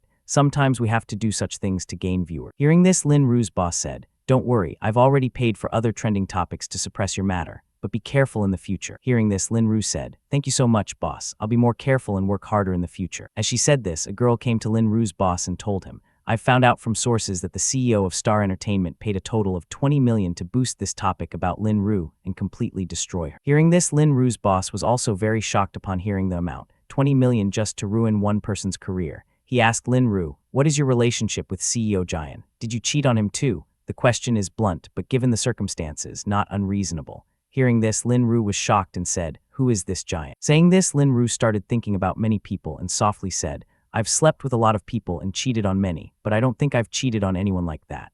The casual admission of infidelity is almost more damning than the accusation itself. Hearing this, Lin Ru's boss angrily said, I'm still giving you a chance. Think about this matter carefully. Hearing this, Lin Ru's colleague told the boss, Sir, this matter is related to Shu Wan. Saying this, the man started showing the boss some things and said, Jian has signed a contract with Shu Wan to give her roles in many hit dramas, and these won't be small roles but lead roles. Hearing this, the boss was shocked and said, But you said that Shu Wan was just a small character. Hearing this, Lin Ru started crying and said, Boss, I didn't know she changed companies. Last time, she publicly angered me and humiliated me. I wanted to take advantage of this opportunity to teach her a lesson. I didn't know this matter would become so serious. Saying this, Lin Ru made a cute face, as if charm could undo the damage, and asked her boss, Boss, won't you help me? Hearing this, the boss thought to himself that Lin Ru was like a main character for them, playing the lead in many of their dramas. If she flopped, they would also suffer a loss of 100 million. The math is cold, but business is business. Thinking this, the boss said to the man, Okay, quickly talk to Tianwang Entertainment about this and tell them to protect her. If the other party is offering 20 million, we'll give 25 million. Hearing this, the man said, Okay, boss, I understand. Hearing this, Lin Ru started thanking her boss. Seeing this, the boss said, Remember, this is your last chance. If you do something like this next time, you'll be blacklisted because your foolish actions have cost the company a loss of 20 million. With that, our view shifted to Uazia, where Jian called her and asked, What happened? Why did you call me so early in the morning? Hearing this, Uazia, a little worried, said, Jian, stop joking. I need to talk to you about something important. I've heard that Tianwang Entertainment has offered a total of 25 million to save Lin Ru. As she said this, a system mission appeared in front of Jian, stating that he had to fight against Tianwang Entertainment till the end, and all expenses would be covered by the system. Upon seeing the task, Jian thought to himself that things had become even easier for him because the system itself was now telling him to spend this money. This meant he could go all out. Thinking this, Jian said to Uazia, What's the big problem? Tell them we are ready to pay a total of 100 million. I'll keep increasing the money until Lin Ru is completely destroyed. Upon hearing the amount of 100 million, Uazia was also very shocked and said, Did you say 100 million? Just then, Shu Wan was also shocked and thought to herself, was her boss really adding 100 million? As she thought this, Uazia said to Jian, Tianwang Entertainment wants to save their reputation, so they only added an extra 5 million. But if you look at our Jingchen Entertainment, this company has just been established, so we need a lot of money. But you're adding 100 million just for this. Isn't that a bit too much? Hearing this, Jian said, You don't need to worry. I admit our company has just been established, but consider this as me investing 100 million into our company's strength so that no one can underestimate us in the future. Saying this, Jian thought to himself that he wanted to use this situation to enter the business world as well, because the more high-profile people he met, the more chances he would have to make connections and accumulate more wealth. So in a way, this 100 million would also build his reputation. He knew many people would be offended by this, but he still wanted to make it completely clear to everyone that Jingchen Entertainment Company belonged to him. As Jian thought this, Uazia said, Okay, I'll message them right now. Saying this, Uazia thought to herself that seeing the kind of treatment Shu Wan was receiving, she was starting to feel a little envious too, a dangerous seed of jealousy planted in fertile ground. With that, our view shifted to King Fan, who was watching this news and said, Jingchen Entertainment has really spent 100 million to destroy Lin Ru's reputation. It seems the owner of this company is very rich. Hearing this, the man sitting with King Fan said, Yes, I've heard about this company. It's a new company, and its boss's name is Jian, who is very young. As they said this, we saw that Wang Xiang was also sitting there. Upon hearing Jian's name, he was surprised and said, That Jian. Hearing this, King Fan asked him, What happened? Do you know him? Hearing this, Wang Xiang laughed and said, Brother King Fan, it seems you've forgotten about. You were the one who added him on WeChat during the auction, and the next day you even went abroad with him. During the auction, he spent a total of 20 million yuan, and the next day when we met him, he spent 50 million yuan. Seeing that, it wouldn't be wrong to say that Jian doesn't seem like an ordinary person at all. Hearing this, King Fan was shocked and said, He's only 18 years old, but he has so much money. At that time, he spent 100 million yuan in just 2 days, and now he's spent another 100 million on Lin Ru. Saying this, King Fan thought to himself that he thought Jian was just a rich young master, but he turned out to be completely different. First, he completely destroyed Wang Xiang's business, and now he was destroying Lin Ru. He was truly ruthless. Thinking this, King Fan asked Wang Xiang, So, is that celebrity his girlfriend? Hearing this, Wang Xiang said, No, I don't think so. She's just an innocent girl with whom he signed a contract as an artist. Hearing this, another boy sitting there said, This is truly amazing. If I were in Lin Ru's place, I would take the 100 million and retire myself. The logic is sound. Why fight when you can cash out? Hearing this, King Fan also laughed and said, Jian is truly very interesting. With that, our view shifted to 3 men sitting around a conference table, their faces grim. The first man said, Mr. Ka, this matter has now reached 100 million. When it was 25 million, it was one thing, but now 100 million is too much for the company to cover. If you want to handle this, you'll have to pay it from your own pocket. The weight of the number hung in the air like a guillotine blade. Hearing this, another girl sitting there said, Yes, exact. If we can make Lin Ru a star, we can make someone else a star too. There's no need to waste so much money unnecessarily. Her pragmatism was cold but not wrong. In show business, everyone is replaceable eventually. Hearing this, another man sitting there said, I have a very important meeting that I left to come here, so find a solution quickly because I don't want to waste my time. The impatience in his voice suggested his time was worth more than Lin Ru's entire career. Hearing this, another man sitting there said to Lin Ru, okay, then I'll come straight to the point. Lin Ru, you will have to pay all of this money yourself. You will also have to pay all the different brands you contracted with. This amount is too much for the company, but the company is willing to pay you in advance. Whatever amount the company pays you in advance, you will have to repay through acting roles. But if you can't repay the money, you'll have to work in adult films. The threat landed like a punch to the gut, from top actress to adult film star in one catastrophic fall. Hearing this, Lin Ru started crying, her carefully constructed facade crumbling into ugly sobs. Seeing this, Lin Ru's boss said to her, what's the use of crying now? Why weren't you crying when you were unnecessarily beating people? There was no sympathy left, just the cold arithmetic of business. Hearing this, Lin Ru said, crying, please, Mr. Ka, don't send me to work in adult films. I am willing to kneel down in front of Shu Wan and her boss and apologize. Please help. The pride she had once worn like armor had evaporated completely. Hearing this, another man sitting there shouted at Lin Ru, of course you will have to go and kneel down in front of them and apologize. Do you think this mess you created will end so easily? The rhetorical question needed no answer. They both knew it wouldn't. Hearing this, Lin Ru's boss said, okay, that's enough. I've got Star Entertainment's contact information. I will personally call them and talk about this matter to reach a conclusion. He was trying to salvage what little remained, but the damage was already catastrophic. With that, our view shifted to Jian, who had come with his father and mother. Just then, Jian's father laughed and said, son, thank you very much. Because of your friend, we got the park project. So tell me, what gift do you want? Your father will get you your favorite gift. The pride in his voice was unmistakable. His son had connections that opened doors previously unimaginable. Hearing this, Jian's mother laughed and said, with this project, you'll make at least 50 million in profit, so I don't think it would be too much if we bought our son a car. She was already planning how to spend the money, which seemed to be a universal parent trait regardless of wealth. Hearing this, Jian's father said, okay, if that's the case, let's go pick out a car.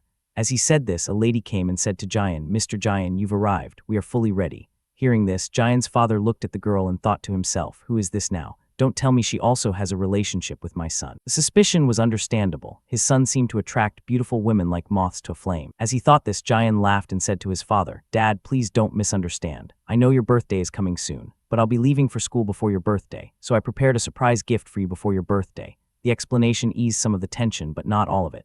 As Jian said this, the girl standing there said, Mr. Jian, you can reveal your gift. Hearing this, Jian removed the cloth covering the car. As soon as Jian's father saw the vehicle, he was very shocked. His eyes went wide and his mouth hung slightly open.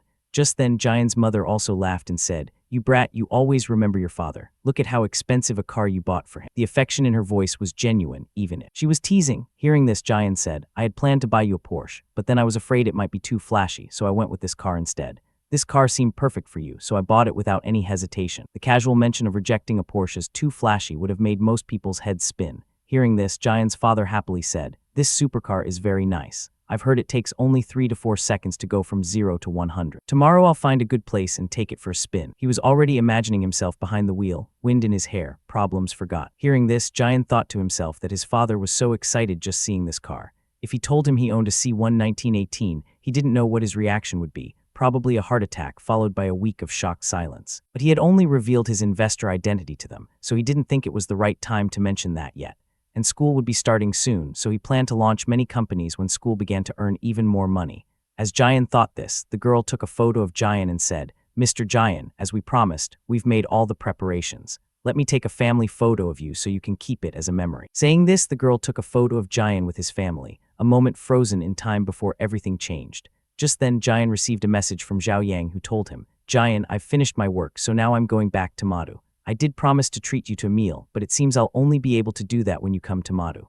Seeing this message, Jian said to his father, Father, I'm going to Madu tomorrow. Hearing this, Jian's father was a little surprised and said, do you have to go for some urgent work? Because I said we would go drive the new car tomorrow. Hearing this, Jian's mother said to Jian's father, our son has grown up now. He must have his own plans, so there's no need to stop. Anyway, I'm here alone, so the two of us can go driving. Her wisdom cut through his disappointment like a knife through butter. Hearing this, Jian's father said to Jian's mother, my wife always says the right thing. Okay, then I've decided, just you and I will go driving. Hearing this, Jian was happy and thought to himself that his mom was the best. She always made things easier for him, often without him even having to ask. With that, our view shifted to the next day, where Zhao Yang was going to the airport. But then Jian came from behind and stood next to her. Seeing Jian there, Zhao Yang was a little surprised and asked, Jian, what are you doing here? Hearing this, Jian laughed and said, I didn't feel like letting you go alone, so I thought I'd come with you. As Jian said this, Zhao Yang's favorability went up to 88 and she laughed and said, Stop making up nonsense. I know you're probably going on some other trip. Hearing this, Jian laughed and said, Yes, I just have some work to do. Saying this, he thought to himself that her favorability was already at 88, which is basically lover status. He just needed to push her favorability a little more, after which the system would definitely give him a very good reward card. As Jian was thinking this, Zhao Yang smiled and asked, Jian, why are you looking at me like that? Hearing this, Jian said, Because you look very beautiful. Hearing this, Zhao Yang said, Really, these days you've started saying such sweet things. Come on, don't waste time. Let's go. With that, we see that their plane finally took off. We see a scene inside the plane where Zhao Yang was trembling with fear, her knuckles white where she gripped the armrest. Seeing this, Jian asked, Zhao Yang, what's wrong? Why are you trembling like this? Hearing this, Zhao Yang told Jian, This is an old problem. I'm always very scared of heights, so I get a little nervous. Hearing this, Jian said, There's no need to be nervous. I'm with you. The simple reassurance seemed to calm her slightly. Hearing this, Zhao Yang made a very cute face and said, Thank you so much, but I'm completely fine. Seeing Zhao Yang's cute face, Jian couldn't control himself and kissed her. Seeing this, Zhao Yang was surprised, but the next moment she started kissing him back, which surprised Jian even more. But then an air hostess came by distributing towels. Seeing this, Zhao Yang quickly pushed Jian away, her face burning crimson. After that, Zhao Yang said to Jian, Jian, we're on a plane right now. What if someone saw us? Hearing this, Jian said, What if someone did? Is kissing on a plane illegal? His logic was technically sound, even if socially questionable. Hearing this, Zhao Yang held Jian's hand, placed her head on his shoulder and said, I don't want to talk anymore. I'm very sleepy, so I'm going to sleep. Hearing this, Jian smiled and said, Okay, then sleep. With that, we see they arrived outside the Madu airport. Jian said to Zhao Yang, Come on, Zhao Yang, let me give you a ride. Hearing this, Zhao Yang said, No, that's not necessary because our sides are completely opposite. You would have to drop me off first and then go to your destination, which would waste a lot of your time. Saying this, Zhao Yang thought to herself shyly that she didn't think she was ready for that kind of relationship yet. The intimacy of him driving her home felt like a step she wasn't prepared to take. Thinking this, Zhao Yang walked toward a taxi and said to Jian, Okay, you can go rest now. As for dinner, we'll do it another day. Hearing this, Jian looked at the taxi and said, When did this taxi get here? Saying this, he thought to himself that he might have scared her a little on the plane. So forget it, he would just forget about it for now. It would be better to take things slowly. Patience was a virtue, even if it wasn't his strongest. With that, Jian returned to his villa. There, when Jai saw Jian and said, Mr. Jian, your dinner and water are both ready. So tell me, would you like to have dinner first or take a bath first? The question was routine, but something in her demeanor had shifted. Hearing this, Jian said, I'm very tired today, so I'll take a bath first. Hearing this, Wenjai said okay and left. Just then, Jian looked at Wenjai and thought to himself that only a few days had passed, but Wenjai had started acting a bit different, more like a businesswoman, less like the warm hostess he remembered. Thinking this, Jian said to Wenjai, Manager Wenjai, could you please clean my waist? The request hung in the air, loaded with implication. Hearing this, Wenjai thought to herself that when Mr. Jian left, he had transferred 100,000 yuan into her account. After that, she hadn't received any message or call from him. She didn't know anything about him. She only got a message from him when he arrived at the hotel. She had thought their relationship was completely over. She knew very well that Mr. Jian wasn't the kind of person you could expect love from. He was a number one person. But still, she didn't know why she was drawn to him, like a moth to a flame that would inevitably burn. Thinking this, Wenjai started taking off her dress. While taking off her dress, she smiled and thought to herself that even if she only got a small part of his love, she would happily accept it. Beggars couldn't be choosers, and her heart had already made its choice. Thinking this, Wenjai went straight to Jian. Seeing this, Jian said to Wenjai, the days I was at home were truly painful. With that, we see that Jian started doing his work, which Wenjai was also very much enjoying, the kind of work that required no office and no formal attire. Then we see a scene from some time later, where after finishing the work, Wenjai came outside. Just then, Jian came from behind and grabbed her, asking, Manager Wen, why are you in such a hurry? The night is still very long. Hearing this, Wenjai said, Mr. Jian, why don't you eat first? You were the one who said you were tired from the long flight. Hearing this, Jian pulled her closer and asked, Do I look tired to you? You just saw my performance. Did I seem tired at all? Saying this, Jian picked Wenjai up. A little shy, Wenjai said, Mr. Jian, that's not what I meant. I think what we're doing might be wrong. But her protests were weak, and they both knew it. Ignoring her, Jian laid her on the bed and started doing his work again. Some jobs required overtime, and he was nothing if not dedicated. Our view then shifted to the next day, where Wenjai woke up and said, I can't believe I slept with you until 1 p.m. I never thought I would spend so much time with you. I don't know how I'm going to explain this to others. Saying this, she started putting on her clothes, thinking to herself that Mr. Jian really had a lot of strength. He went at it all night like a man possessed. As she thought this, Jian pulled her back onto the bed and asked, Why are you in such a hurry? Your client is right in front of you. Hearing this, Wenjai said, You know I haven't done any work today, so get up quickly. I need to make lunch for you. Hearing this, Jian smiled and said, Your job is to serve your clients, and since I am your client right now, I don't want to eat. I want you to lie here with me a little longer. Hearing this, Wenjai said, I don't think that's right. What if someone sees us? Jian replied. So what if someone sees? You're my woman, so what's wrong with you sleeping with me? Hearing this, Wenjai happily thought to herself that Jian called her his woman. Did that mean they were in a relationship? The hope in her heart was fragile but persistent. Thinking this, she asked Jian, what is our relationship? Am I your girlfriend? Hearing this, Jian said, okay, if you want to be my girlfriend from today onwards, you are my girlfriend. When Jai then asked, what do you mean by for now? Jian laughed and said, as long as you want to be with me, you are my girlfriend. When you don't want to be with me anymore, you can leave. The honesty was brutal, but at least it was honest. No false promises, no illusions. Hearing this, Wenjai thought to herself that she always knew what kind of person Jian was, yet she still hoped he had some feelings for her. The heart wanted what it wanted, regardless of what the head knew.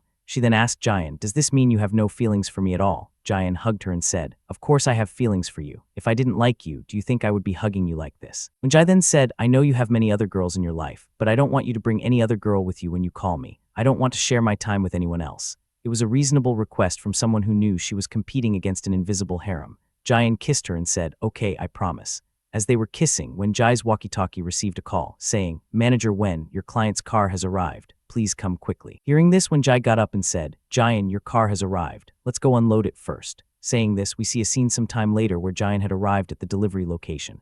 The man standing there said, hello boss, we've brought your delivery. Please sign the confirmation. Jian signed it, and then they started unloading the car from the container. Seeing this, a young man said in astonishment, I can't believe my eyes. I've never seen a car like this before. Another man said, look, it's a Porsche 918 and it has a Tianpu license plate.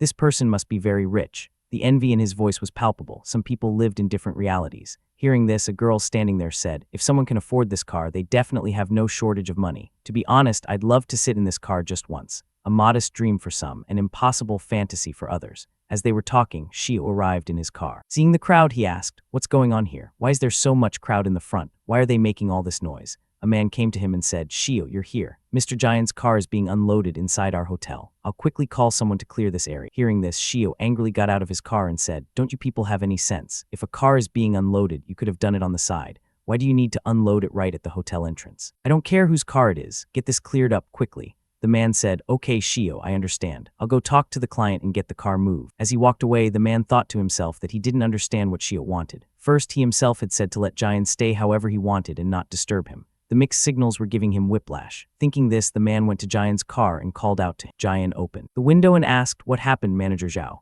Did you need to say something to me? Seeing Jian, Shio was very surprised and thought to himself, why didn't this fool tell him it was Mr. Jian? Mr. Jian was like a walking cashier for them. They couldn't offend him at all. Even if he was blocking the entrance, it didn't matter. Thinking this, Shio stopped his man and said to Jian, oh, Mr. Jian, nothing at all. I just wanted to see whose car this was, but when I found out it was yours, I wasn't surprised at all. I expected this from you. The quick pivot from anger to deference was almost comical. Jian then asked, CEO Wang, did you have something to say to me? Shio replied, nothing at all. I just wanted to ask if you're comfortable here. If you need anything, please let me know. Jian then said, CEO Wang, my car's license plate is from Tanfu, but I want a Madu plate. However, I don't want an ordinary plate. Do you know someone who can get me a special plate? Only the wealthy could request custom license plates like others requested coffee. Hearing this, Shio said, yes, actually I do know someone. Some time ago, there was an auction in Amanyun where a very good client of mine bought a license plate. I can talk to her for you. If she agrees to transfer it, I'll arrange a meeting for you. Jian said okay. With that, our view shifted to an hour later, where Shio called Jian and said,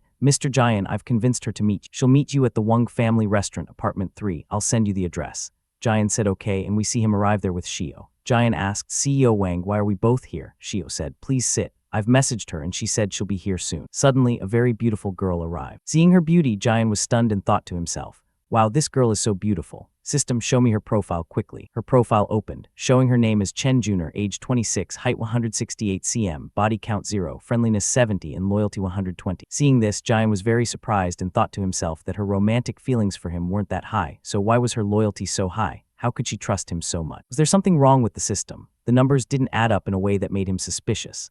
As Jian was thinking this, Chen Juner suddenly came to him and asked, Mr. Jian, what are you doing here? Hearing this, both Shio and Jian were very surprised. Jian thought to himself what was wrong with her. She was talking to him as if they were very close. Chen Juner laughed and said, Mr. Jian, it seems you've forgotten about my Star Investment Company. Hearing this, Jian remembered. Now he understood why her name seemed familiar. Chen Juner had been assigned by the system as a management manager, but he didn't pay much attention to Star River Management, so he didn't know about her. A billionaire forgetting he owned a company was a level of wealth most people couldn't even imagine. As Jian thought this, Chen Junior laughed and asked, "Mr. Jian, haven't you forgotten about me?" Jian suddenly slapped her bag and said, "Manager Chen, how could I forget about you? You're managing the company very well, so you deserve some praise." The casual intimacy of the gesture wasn't lost on anyone watching. Seeing this, Shio was very surprised and thought to himself, he couldn't believe Mr. Jian had directly slapped her butt.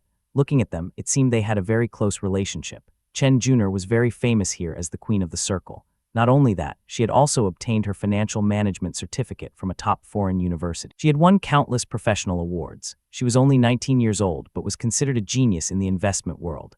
Many corporate companies were willing to pay her a high-level salary. Some time ago, news had come that Chen Junior had started her own company, Star River Investment Company, which had caused quite a stir in the entire industry. If he hadn't seen this with his own eyes, he would never have believed that Star River Investment Company actually belonged to Jian. Jian was so young, yet he had created a 500 million paid-up capital company. According to Chen Junior, Jian had completely forgotten about this company. He couldn't believe that such a beautiful girl was managing his company, and he was completely ignoring her. If such a big transaction wasn't for sex, it meant this 19-year-old boy was truly terrifying, a businessman who could ignore a billion-dollar asset and a beautiful woman simultaneously, was either insane or operating on a level far beyond normal comprehension.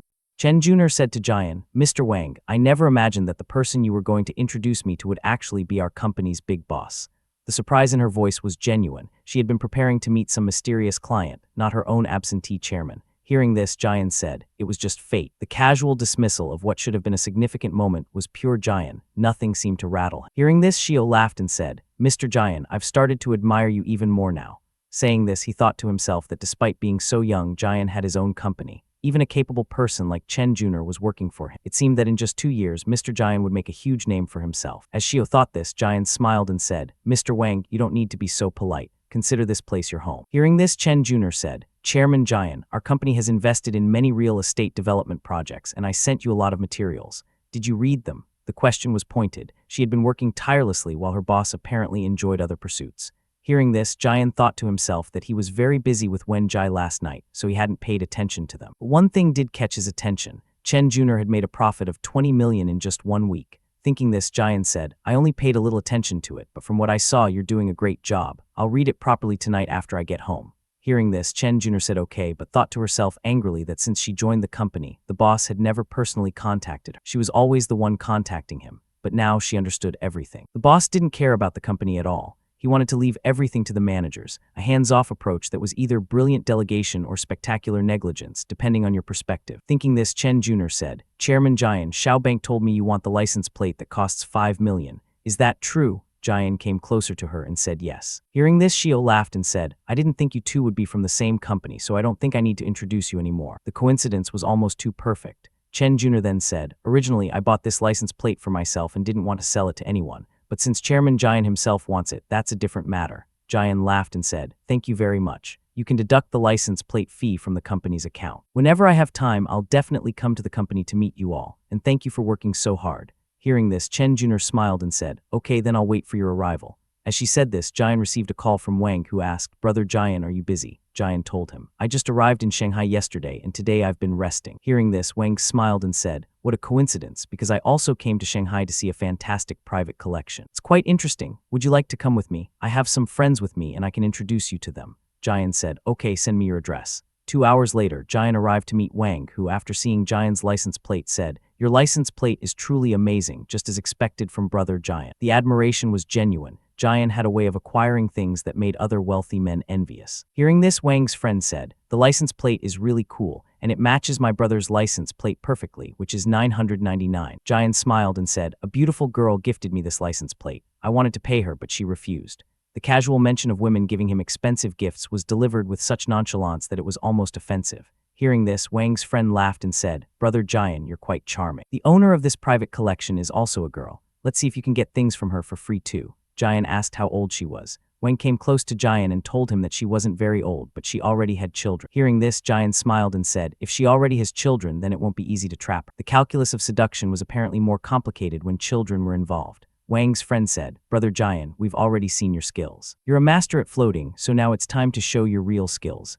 Jian laughed and said, "Stop talking nonsense. I'm afraid that rich girl will easily see through my act." Besides, the doctor said my teeth are bad, so I should eat soft food. The metaphor wasn't lost on anyone. He was claiming to be out of practice, but no one believed. Hearing this, Wang's friend laughed and said, Brother Jian, with your qualifications, people like us will easily be crushed. Please leave us alone.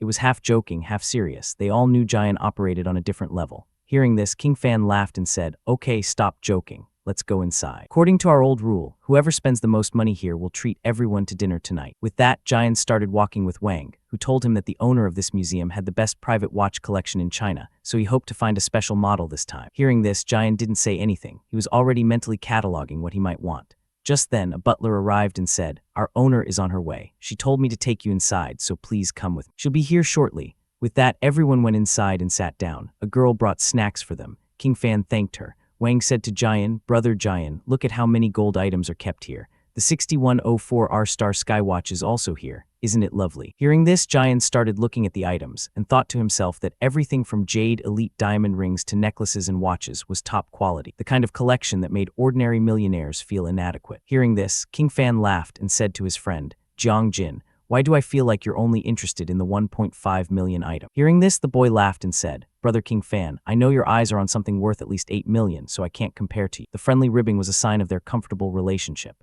Wang laughed and said, Brother King Fan, tell me, isn't your back hurting? Because you've been driving since last night. Hearing this, King Fan laughed and said, Are you guys fools? Can't you be serious even for a moment? It's because of your complicated reasons that I only buy a watch to tell time. The deflection was smooth, but everyone knew he was as obsessed with luxury as the rest of them. Hearing this, Jian smiled and said, If Brother King doesn't want to buy this watch, then let me buy it. I'm still young, so let the girls chase after me. I'll do anything for Brother King, whether it's climbing Mount Everest or going into a deep ditch. Hearing this, King Fan laughed and said, Don't eat everything alone. Let us have some too. There will be many girls here tonight, and you won't be able to handle them all alone. Besides, looking at you, I feel like you don't like anything here. Jian said, I don't like most of the items here because their value isn't listed, but this watch is quite nice. The implication was clear. He only wanted things that were truly rare and valuable, not common luxury goods. Hearing this, Wang thought to himself that Brother Jian's eyes were only going to items worth at least 10 million. He didn't even glance at anything cheaper. King Fan laughed and said, Your eyes are even better than that because you want to wear and eat everything alone. Saying this, Wang called the butler and asked, Butler, is this watch really not for sale? The butler said, I'm sorry, but this item is not for purchase right now. The owner doesn't want to sell it. You can come try your luck when the store opens next time. Hearing this, Jian went to the watch poster and said, This is very mysterious and luxurious. The more I look at it, the more I like it. Wang came to him and said, Brother Jian, don't be disappointed. We can come next time and try our luck. Maybe you'll get it then. Suddenly, a girl arrived. Seeing her, the butler said in surprise, Master, what are you doing here? It was revealed that the girl was none other than Angson. She said, Sorry, the traffic was heavy, so I'm a little late. Seeing Angson, King Fan and his friends were very happy and complimented her, saying she looked even more beautiful than before. Jian was very surprised to see Angson and thought to himself, Wait, is she the owner here? Angson also recognized Jian and said, Mr. Jian, what are you doing here? Hearing this, King Fan was a little surprised and thought to himself, Did Sister Angson know Jian? And why did her expression suddenly change? What was going on? Angson came straight to Jian, who said, I never imagined you would be the owner of this collection. Hearing this, Angson said, Never mind me. Tell me, what are you doing in Shanghai? Just yesterday you were in Chengdu. Jian said, I was getting bored there, so I came here yesterday. Angson smiled and said, What a coincidence, I also came here yesterday. If I had known, I would have arranged a meeting for you because Annie misses you very much and was just talking about. If she finds out you're here, she'll be very happy. Hearing this, Wang thought to himself that from the way Sister Angson and Jian were talking, they seemed like old friends, the kind of comfortable familiarity that came from genuine connection. Angson looked at the watch poster and said, When I was coming here, I heard that you liked this watch. Jian said, Yes, I like this watch, but it's not available, so I thought I'd look at other options. Hearing this, Angson blushed a little and said, If you like it, that's enough. Who cares if you want to buy it or not? Saying this, she called her butler and said, Remove this watch from the list because I've already given it to Jian. The butler said okay, his expression betraying no surprise. This was clearly not the first time his mistress had made such a decision. Hearing this, King Fan and his friends were very surprised and thought to themselves, Did she just give away a watch worth over 10 million for free? Wang said to Angson, Sister Angson, whenever we come to buy something from you, you always have different conditions. But as soon as Jian liked a watch, you gave it to him for free, even though that model wasn't even available for sale. Why are you giving him such different treatment? Hearing this, Angson smiled and said, Because Mr. Jian is different to me. So if Mr. Jian likes anything here, I'm willing to give it to him because everything here belongs to Mr. Jian. The statement was so bold, so direct, that it left the men speechless. Hearing this, Wang and his friends were all very surprised and shouted, This mansion's collection is worth billions. Is Miss Angson really willing to give all of this to Jian? How is that possible? Angson's butler came to her and informed her that the watch Jian had liked would arrive soon. Angson said okay. Then then told Jian that the watch he liked would be here shortly. Hearing this, Jian said, "Sister Angson, if you want to sell me that watch, I'll pay the market price. I don't want it for free." His pride wouldn't allow him to simply accept such an expensive gift. Some things were worth more than money. Hearing this, Angson said, "Why are you being so polite with me?" Jian replied, "I'm not being polite, I just don't want it for free." Angson thought to herself that if Jian didn't want it for free, she shouldn't push him too much. In the future, if he needed anything, she would help him. It was a compromise that preserved his pride while allowing her to still feel like she was giving. Thinking this, she said, "Okay, I have a lot more collections here. Would you like to come see them with me?" Jian agreed. King Fan's friend asked, "Sister Angson, can we also come with you?" King Fan thought to himself in surprise as he lost his mind. Collectors usually hide their collections very well. They don't just take anyone there. Angson then said, "Okay, since you are Jian's friends, I have no problem. You can come with me." King Fan was surprised and thought to himself that not only did she not get offended, but she was actually inviting them. This was truly amazing. Jian's influence was clearly working wonders. As he thought this, Angson went to a place, first placed her finger and then scanned her eyes. Suddenly, a secret door opened. Wang saw this and thought to himself that the security here was very high. It looked like a bank vault. King Fan's friend said that there were many bodyguards following. Angson said this was just the standard here, so they didn't need to focus on them too much. Saying this, she started going down the stairs. She then took everyone to a secret room and told them that this was her private collection, so they could look at anything they wanted. Jian looked at the watches and said how magnificent they were. King Fan said that the price of a single watch here was very high, and he couldn't believe Sister Angson had so many. Wang said that the Rolex used by James Bond in the 7 movies was also here. His friend said that the Royal Oak Offshore T3 from Terminator 3 was also here. It was truly amazing, a museum of cinematic and horological history. Angson came to Jian and asked if he liked anything.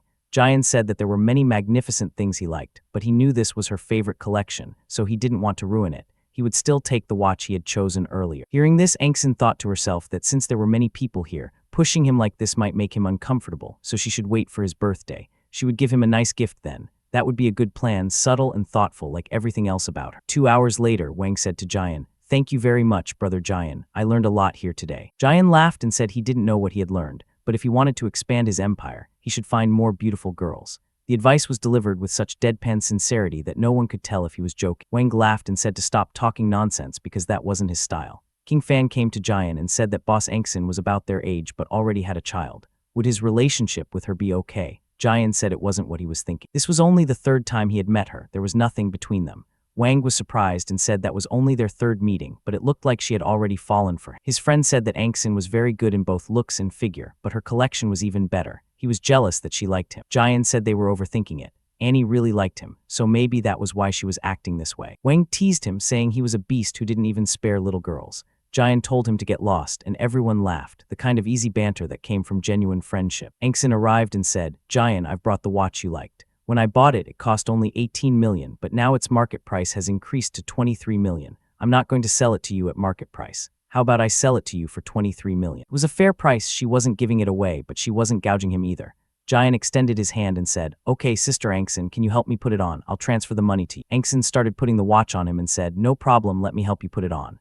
Jian thanked her and said he felt very comfortable. It was neither too tight nor too loose, a perfect fit, much like their relationship. Angson looked at him with great affection. King Fan thought to himself that it was clear she was enjoying this. Wang wondered if this was really the same Sister Angson they knew. His friend thought that Jian's flirting skills were very impressive. He had somehow charmed a billionaire collector without even trying. Jian then said, "Okay, Sister Angson, thank you very much for the discount. I've transferred the money to you." Saying this, they started to leave. Wang's friend reminded them of the rule. Whoever spends the most money will host the party. Wang said that usually Brother King Fan always treated them, but this time Jian had spent the most, so he would host the party. Jian received a notification that he had made a purchase and was awarded 4 critical cashback cards from the system. He thought to himself that the system had given him 4 cashback cards, another windfall from simply buying something he wanted anyway. He then told everyone that he wasn't very familiar with Madu, so could they show him around. King Fan said his friend had opened a luxury bathhouse. He had been there only once, but the environment and service were top-notch. Would they like to go? Wang asked about the standard there.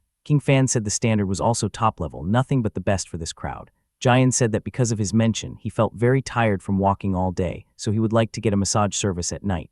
His friend said he felt the same and wanted a service for his neck and shoulder. King Fan laughed and told them to stop acting. They should follow him and he would take them there. Later, a boy brought many girls and said, "Gentlemen, welcome. These are our specialist massage models who will provide you with great service."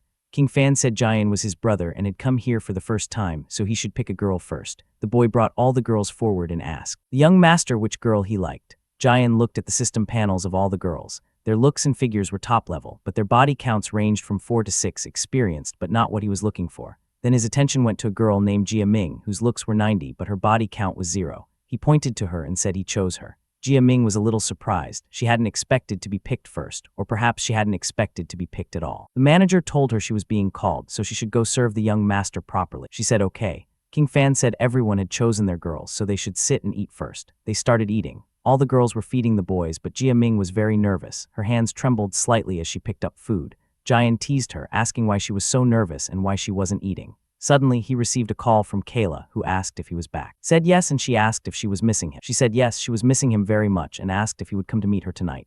Jian refused, saying he was at a business dinner, so he couldn't meet her. Kayla said okay, she would wait for his call tomorrow, patient, but clearly hoping for more. Then Jian received a call from Yuezia, who asked who he was talking to. She hoped she wasn't disturbing him. Jian said no, he was just talking to a client. Yuezia asked if he was missing her. Jian said yes, he was missing her. Yuezia asked when he would come to meet her. Jian said he would come to meet her tomorrow, so she should clean herself up completely because he would come to find her at the company, the kind of promise that made her heart race. King Fan was surprised and said he was just talking to the first girl, and now another one called. His friend said that Jian was playing a game here. One goes, another comes. The rotation of women in Jian's life was apparently a spectator sport for his friends. Jian explained that if he didn't answer their calls, they would keep ringing, which would completely ruin their fun and his massage. The logic was sound. Better to take 5 minutes on the phone than deal with 50 missed messages later. One of King Fan's friends thought to himself that Mr. Jian was truly a top-tier player, the kind who had mastered the art of juggling without dropping a single ball. Wang also thought that Jian wasn't just a player, but also a master of management, somehow keeping multiple women happy without any of them storming off in a huff. King Fan then joked that today he had 1 girl, and he had already booked 2 for tomorrow. If this continued, it might cause problems for him because he was very young. He should either control himself or wait until he reached his age, advice that was probably wise and definitely going to be ignored. Wang then teased King Fan, asking him to share his wisdom. King Fan said that they were still very young. When they reached his age, they would understand things better, the kind of vague, fatherly advice that sounded profound but meant very little. Another friend said that he admitted King Fan was the oldest among them, but he enjoyed this daily, whereas he could only manage it once a month.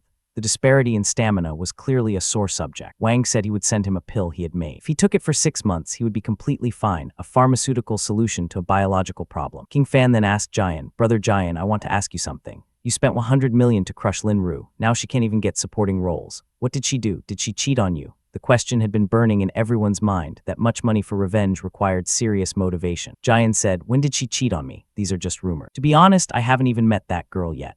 The casual dismissal of a 100 million yuan vendetta was staggering. Wang said, "You're very kind, spending so much money just to crush her. Did she offend some other lady of yours?" Jian said, "Yes, you could say that." He wasn't going to explain the full story. Some things were better left mysterious. King Fan said he was very romantic, throwing away his money for a girl like this. He then told Jia Ming that she had heard how generous he was, so she should serve him well because she would be serving the god of wealth. A not-so-subtle hint that her future depended on keeping Jian happy. Jian then took Jia Ming to the room and asked her why she was so nervous. They went to the bathroom, where Jian took off his shirt, revealing his six-pack abs. Seeing his muscles, Jia Ming blushed and thought to herself that she had only seen such abs in movies, never up close and personal. She was afraid he might kill her, though not in the way she should have been worried about. Jian asked her what was wrong, and she told him that honestly she didn't want to come to a place like this, but her grandmother was very sick, and she needed a lot of money to cover her medical bills. The confession came out in a rush, the kind of desperate honesty that only comes when someone has nothing left to lose. Jian held her and said she was a very good girl, not the response she expected from a customer. He then started kissing her and told her not to worry, he would take good care of her. He then began his work, which Jia Ming also enjoyed, finding herself surprised by her own response. The next day, Jia Ming woke up and saw that Jian had already left. No awkward morning after conversation, no uncomfortable goodbyes. She noticed a note and an ATM card. The note said that he had put 100,000 yuan in the card, and the password was 6 times 8. He hoped her grandmother would recover soon. Jia Ming cried tears of joy, not just for the money, but because a stranger had shown her more kindness than she had expected from the world. The scene then shifted to Jian, who came out of the elevator and told Yuezia that he was in the elevator. Shu Wan also arrived and asked, "Boss Jian, what are you doing here?" Jian said, "Oh, Shu Wan, you were standing right next to me in the elevator. Why didn't you say hello there? Why did you wait until we got out?" The question was pointed. She had clearly been avoiding being seen with him. Shu Wan said she was afraid their photo might go viral in the elevator, causing him to trend unnecessarily. The excuse, weak but not entirely unreasonable. Jian smiled and said it seemed she had become quite popular. Shu Wan thanked him, saying he had promoted her and all her popularity was because of him, a genuine acknowledgement of the debt she owed. As they walked away, Shu-wan said that this was the first time she was seeing him in the company. She hadn't thought he would ever come. Jian said, "Were you missing me? If you missed me so much, you could have come to see me." The flirtation was effortless, like breathing. Then Yuezia arrived and said, "Look, it's Jian and Shu-wan, both arriving together." There was no accusation in her voice, just observation, but the kind of observation that noted everything. Jian explained that they had met in the elevator, so they came together. Yuezia said she would show him the office. Shu-wan said okay, and if they needed her, they could call her anytime, giving them space but not too much space. The other girls in the office started gossip. One asked who the boy was with the general manager. Another said he was very handsome and wondered if he was a new male artist. Another said that if so, things were going to become even more amazing in the company. She would sit close to him. The office rumor mill was already spinning at full speed. Yuezia took Jian to the office. Jian looked around and said the office was very nice. She had done a great job decorating it, the kind of compliment that acknowledged her effort without being over the top. Yuezia served him tea and asked if he would like some. He drank it and said the tea was very good, but young people should drink milk tea, a comment that was either a critique of her tea selection or an invitation. Yuezia asked if he wanted milk tea, as there was a shop downstairs. Jian suddenly grabbed her and said, "Why go so far when we can make it right here?" The implication was unmistakable. Half an hour later, Shu-wan arrived and asked Yuezia if her meeting was finished. Yuezia was a little surprised to see her and said the meeting had just finished, and she was just getting some documents. Shu-wan suddenly came close to Yuezia and said, "Boss Yuezia, your lipstick seems a bit smudged." The observation was innocent enough, but the timing was suspicious. Yuezia said she had been drinking tea with Boss Yang, so the lipstick must have come off because of that. The brand wasn't very good, a flimsy excuse, but it was all she had. Shu-wan started wiping Yuezia's face and asked what they had been eating. There was some white cream on her face. Let her clean it off. Yuezia said she had been a bit careless and would go clean her face and then come back after doing her makeup, fleeing the scene before more questions could be asked. As she left, Shu-wan picked up a tissue and thought to herself, what had suddenly gotten into Yuezia? Why was she in such a hurry? Then she felt a sticky liquid on her hands. She wondered what it was and why it was so sticky. She smelled it and thought the smell was very strange. She couldn't figure out what Boss Yang and Yuezia had been eating, though the audience certainly could. Thinking this, she went into Jian's room and asked, "Boss, can I come in?" Jian said, "You don't need to ask. You can come here anytime." The open invitation was casual but meaningful. She had a standing pass. Shu-wan then said, "Look how luxurious this place is. Compared to my previous company, that was nothing. It wouldn't be wrong to say that rich people live their lives much better." The observation was tinged with both envy and gratitude. She had landed in a better place, but she knew it. Jian smiled and asked, "Are you jealous? Tell me, how was your experience with me?" He thought to himself that she kept joking with him, so let's see how she creates opportunities, testing to see if she would make a move. Shu-wan then asked, "Boss, should I give you a shoulder massage? When I was playing a maid in a drama, I also learned massage. Would you like to try it?" The excuse was thin, but it got her hands on him. Saying this, she started massaging him. Jian said, "Your massage skills are very good, but you lack a bit of strength." She pressed harder and asked, "Really? And now?" Jian enjoyed it and said it was much better now. Shu-wan thought to herself, now that she was going to close her eyes, could he handle that? She was testing boundaries, pushing limits.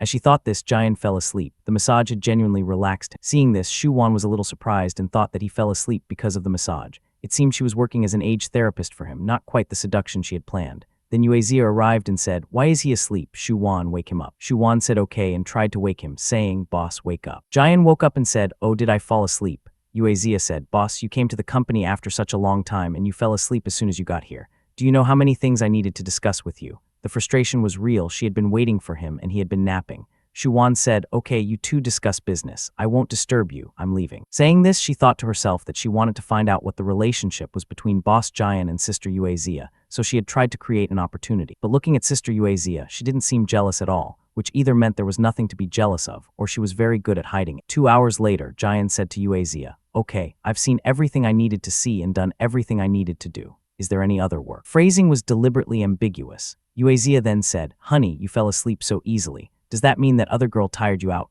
The question was sharp, pointed. She wasn't going to let it slide. Jian grabbed her and said, "Yuezia, are you trying to create a problem?" Yuezia laughed and said she was just joking, but she wanted to know how many other girls there were in his life besides her. The joke had teeth. Jian told her there were 2 other girls besides her. Yuezia asked if she knew them. Jian said yes, she had met one of them, who was Yang Yuan's manager, Wang. The other was an unknown streamer she didn't know about. Yuezia came closer and asked, "So she's a streamer. Is she more beautiful than me?" The question was loaded with insecurity disguised as curiosity. Jian said, "Everyone has their own charm, but you were the first girl to come into my life, so the difference between you and them is huge. Do you understand?" It was the right answer, acknowledging her primacy without diminishing the others. Yuezia thought to herself that it didn't matter how many girls came into his life in the future, she would always be special to him. She then asked, "Tell me one more thing. This will be the last question. Can you handle the three of us together?" The question was both a test and a challenge. Jian grabbed her and said, "Are you saying I should perform even better?" Yuezia thought to herself that she was very tired and needed rest, but since Jian was here, she should make him feel better, a martyr's logic that would leave her exhausted. She then said, "How about we try a few more times?" 4 hours later, Jian thought to himself that after spending so much energy on Yuezia, he was very hungry, the kind of hunger that only grilled meat could satisfy. He went to a shop and asked, "Boss, is there any parking nearby?" Shop owner said, "No one's watching, you can just park here."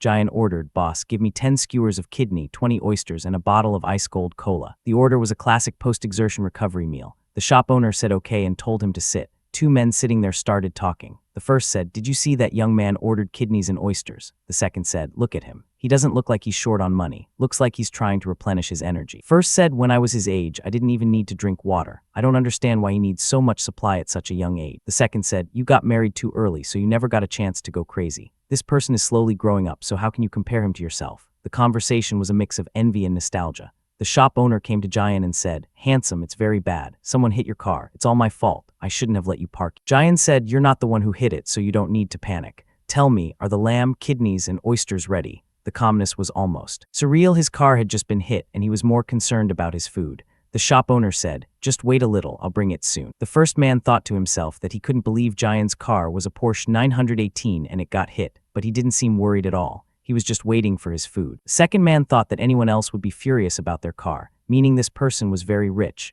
the kind of rich where a dented bumper was an inconvenience, not a crisis.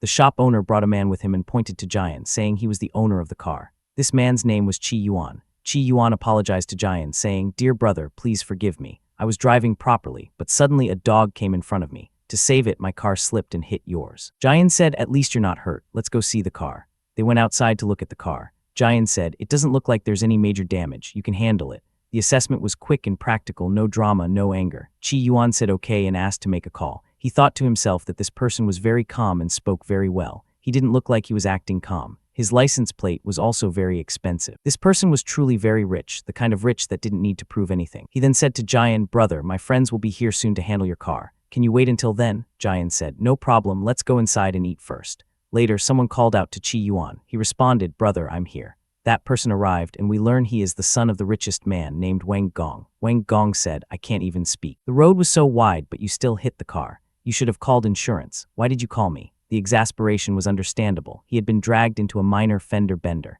Chi Yuan said, "Brother, you know my situation. I barely convinced my sister to let me borrow her car. If this goes to insurance, she'll find out and she'll never let me drive a supercar again." The desperation was real. Some people were more afraid of their sisters than of insurance claims. Jian was surprised to see Wang Gong and thought to himself, "Wait, is this Wang Gong?" Chi Yuan introduced him, saying, "Brother Jian, this is my brother Wang, who is very famous as Principal Wang. You might know him." Jian said, "Principal Wang, yes, I've heard the name." Wang shook his hand and said, "Your mindset is very good. The person who hit your car, you're sitting with him and eating easily. I want to apologize to you on behalf of my brother because he has been a supercar killer since childhood." The introduction was both an apology and a warning. Chi Yuan had form. Jian said, "It's a small problem. It doesn't matter. Would you like to sit and eat?" The invitation was genuine. He wasn't holding a grudge. Chi Yuan said, "Brother Jian, not right now. I have to go. Brother Wang's people will handle everything here. I'll take you to a bar tomorrow to apologize." Wang asked, "Brother Jian, you need to go back too. Would you like a ride?" Jian said, "No need. My driver will come to pick me up. You guys are busy, so we can talk about it tomorrow."